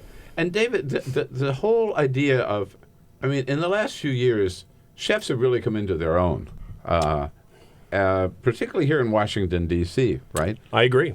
I've been here 18 years. I've seen a lot of change in the restaurant community, and a lot of new concepts have opened. Some great chefs have moved here and made this home. A lot of great chefs have come up in the ranks and now have their own restaurants that have put time in with other chefs, and it's just a neat new time and generation. What I see is a higher profile for the chef. It used to be, I'm not sure. You knew the name of the restaurant. Maybe the restaurant was famous, but you didn't know really who was right. We were always behind the scenes. We're a little bit more stage, but now front and center. Yeah, you look at Jose Andres and others. He's like probably the best known in D.C. Would you say? He's one of them for sure. He's a good buddy. I know him well, and there's a lot of fantastic chefs. I actually, that's my group. Is the Jeff Boobins and the Jeff Tunks and the Robert Wiedemeyers. That's the generation that I run with. So great group of guys that have well-known restaurants that truly are the benchmark and the foundation of D.C. Roberto Donna, etc. Right. I want to hear more about the Blue Star Families, and we want to sample this great offering that Derek and David have come up with here for this week. We'll take a quick break. We'll be right back here on The Bill Press Show. Connect with The Bill Press Show on Twitter. Follow us at BP Show and tweet using the hashtag WatchingBP. This is The Bill Press Show.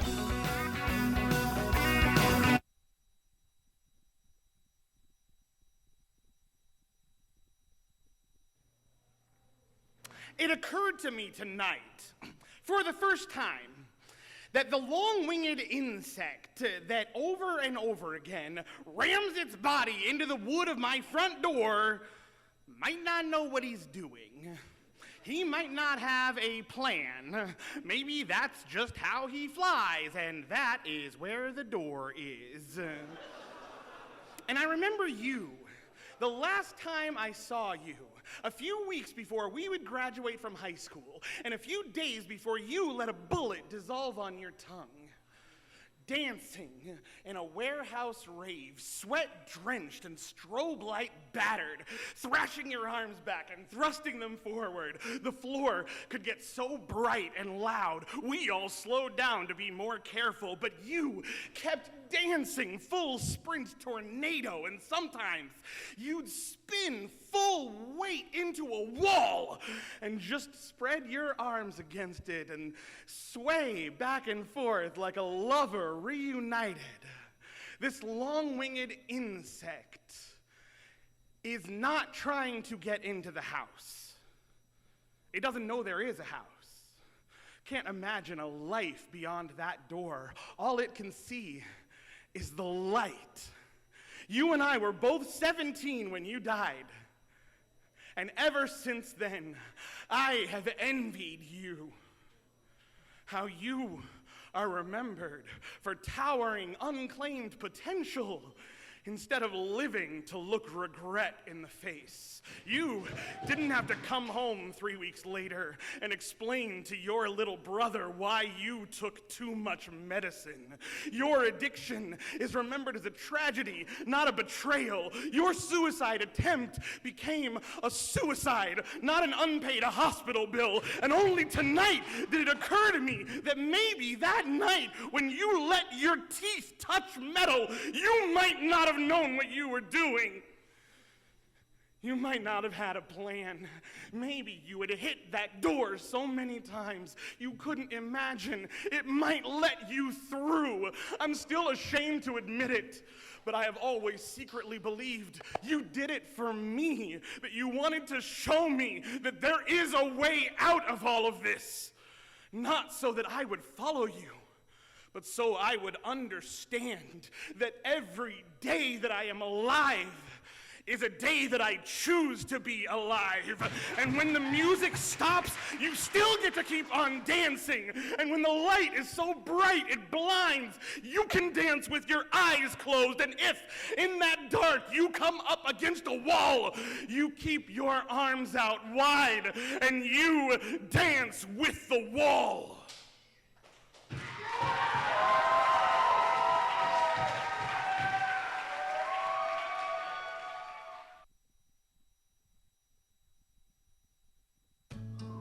You wouldn't let money just blow out of your house.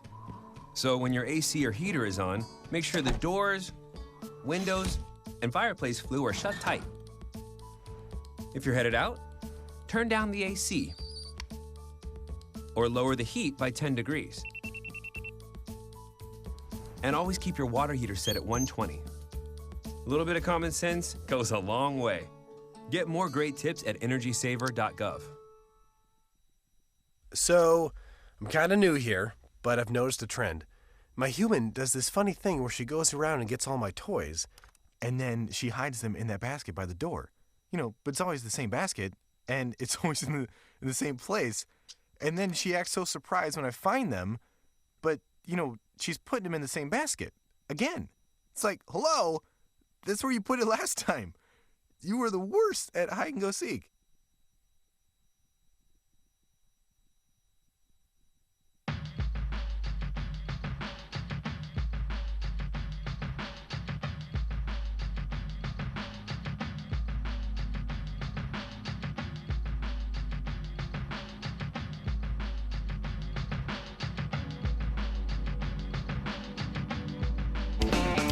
All right, here we go now with 12 minutes to go before the top of the hour on the Bill Press Show. Saluting the Blue Star Families Project and the big neighborhood celebration they've got coming up in Washington this week, Thursday, April 7, and two of the chefs who will be competing there, Senior Chief Petty Officer Derek Davenport, here with us from the U.S. Navy, and David Guas, who is now the owner and chef of Bayou Bakery. Chef David, just around the corner here at 9th and Pennsylvania. here in studio with us. All right, so gentlemen, you worked together and you came up with this little this goodie for today. Tell us about it again, Chef David. Yeah, I mean, we're going to make the house-made cracker, essentially like a fattoush, like a very thin flatbread, which we put some dried garlic, like kind of dehydrated celery seed, crushed pepper, little crushed pepper, so you'll get a little heat from the cracker. And then on top, we poached some Gulf shrimp. They're 2125 Gulf shrimp, kindly donated by Congressional Seafood. And we tossed a little bit of mayo, and we decided to go. Derek said he wanted a little more Creole mustard, a little more zip in it, so we increased the mustard on it, and a little bit of lemon zest finely grated in there, and that's it. It's all about the shrimp, really, kind of showcasing the flavor of the shrimp. Got a little heat to it because we do spice poach it and then chill it and then toss it in the light dressing. So may I? Please. All right. That's all for you. I'm just looking. We've had our fill. Yeah, there are 4 other members of the staff here, so I'm only going to take. Oh, we were going to leave you a little goodie bag. Don't worry about them. We'll take care of everybody. You can't roll in Every like time that. David comes in, he takes care of us. That's right. From king cakes to shrimp maison, we'll make sure that everybody's taken care of. Good. So I was curious. I want to go back. You're from New Orleans, right? Born and raised. Yeah. And Senior Chief, you are from Michigan. Yes, I am. So I don't think of Michigan as necessarily a hot food spot. New Orleans, I mean, come on. Sure. It is. It's has a very diverse food profile. My family is from the South originally, so my cuisine is influenced by Southern cooking. And similar to David, my grandparents were from the Gulf region of Mississippi. Oh, so okay. Kind of some similarities. Oh, yeah. And the more we talked, the other day when Derek came to the restaurant and we worked together, the similarities. That is so good. Isn't it nice? Oh, yeah. Not heavy and laden with mayonnaise, but just the lemon zest, so bright. refreshing. Exactly. And that has just a little kick. Yeah, there, that's the which is kind nice. of what I call a creeper spice. It just kind of is there, comes up in the back of the throat, but it's not overly aggressive. Just enough to make you want to eat another one or go for a cold beer. Which is what you had in mind. That's right. That's right. But we after talking, and that's obviously the bonus is working together, civilian and military chefs, and our common thread obviously is cooking and making things with our hands and being creative, and we use that same side of the brain. And Derek and I realized after sharing our stories with each other a little bit more as much as we could in the short time we had together, we do come from a similar background. Derek loves to bake and has a pastry. Kind of that's how he started, and same with myself. Working at the Windsor Court in New Orleans, that's how I got my start in the pastry department. So, and now both kind of on the flip side of doing a little bit of everything, savory, and then so we were kind of showcasing the cracker, by sheeting out our own dough, and kind of really going all in, and so it shows a little bit of our diversity and our skill, and that we can go kind of all over the place. So, do you still sort of see a special you consider pastry as one of your specialties, or it is? I do. I lean more towards savory now, but I can do both equally as well. What's the word savory stand for? Non-sweet. Non-sweet. So everything else. So I do pastry and hot food cooking. I can hang with anybody on the line or however it works out. And in the military, is it basically still like a meat and potatoes, or no? The diet has changed considerably. My dad was a Vietnam vet, and he talks about SOS and that kind of stuff back in the day. And I was like, no, it's not that anymore. Especially in most of the military chefs in the D.C. area are usually cooking for a high-ranking military official or at the White House or wherever Camp David, wherever the case may be. So. Oh, I forgot about that Camp David experience. Yeah, I'll probe here a little bit deeper. I'll find out all those experiences there. But I mean, restaurants the offerings have really changed, haven't they? In terms of it used to be people go out and everybody's ordering a big steak, right? And today we have smarter consumers. We have more well-balanced travelers that have traveled all over the world that obviously live here in D.C. So our audience is broad, huge. I mean, we have, and then also the transparency. People want to know where their food's coming from. So we have an obligation as not only chefs but as owners of restaurants to be fully transparent about where our and products almost come everybody today says this is from this farm or that farm, or within a certain radius. Sometimes right? overdone, in my opinion. Meaning printed on the menu, because that to me is more of an that's an obligation. It's not necessarily something that is a promotable, marketable thing. But I often am told by other people that are allies of mine that I should market where we get our products more, because I kind of just let it be. Now, if people want to find out, Jamie, do we know the website? I was just looking for the Blue Star Families. I believe it's bluestarsfamilies.org. Is that right? Mm-hmm. Okay, right. Yep. So you can find out, Google it, and with all these chapters around the country, around the world, it's a great organization doing great work, connecting, again, military with the civilians, with the families, and providing the support that they need. This is just one event to support it, but there are many ways that you might be able to hook up with them wherever you happen to live. So, Derek, thank you so much for coming in today. Good luck on Thursday. We'll be pulling for you. That's David, right. Great to see you. We got to come up with a team name. We do. Yeah, we do. Yeah, come on. All right. The Bill Press team. There you go. Thanks for having us, Bill. We'll be right back and wrap things up. Thank you, guys. Your place to talk about the 2016 election. This is the Bill Press Show.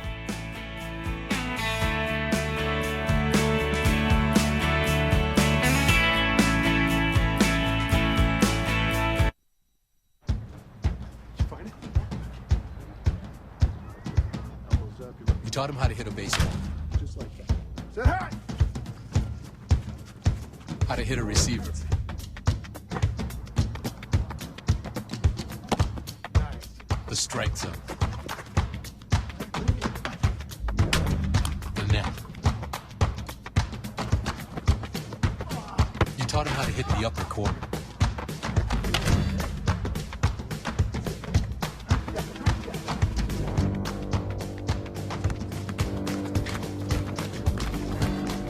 Taught him how to hit the open man. But how much time have you spent teaching him what not to hit?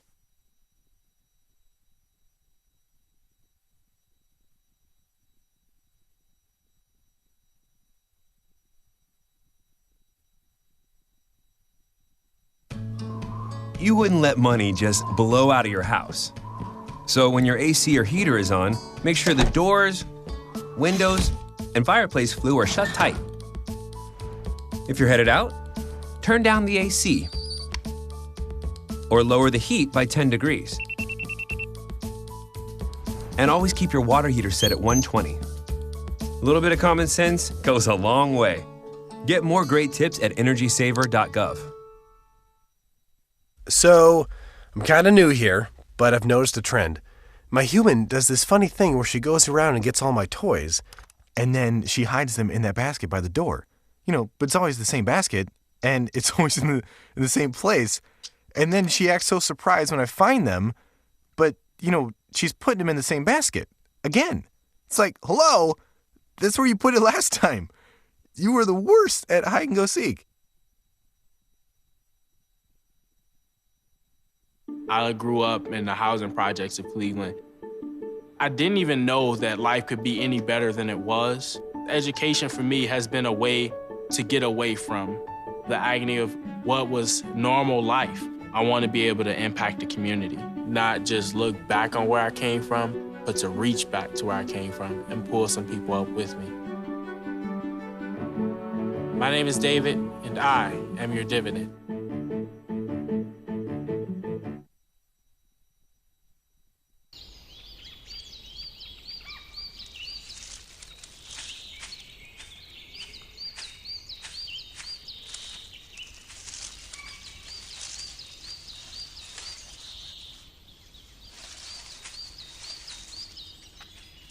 At Earth Justice, we defend the environment in the courtroom. Join our fight. When you take a seat, you take a stand. Earth Justice, because the Earth needs a good lawyer.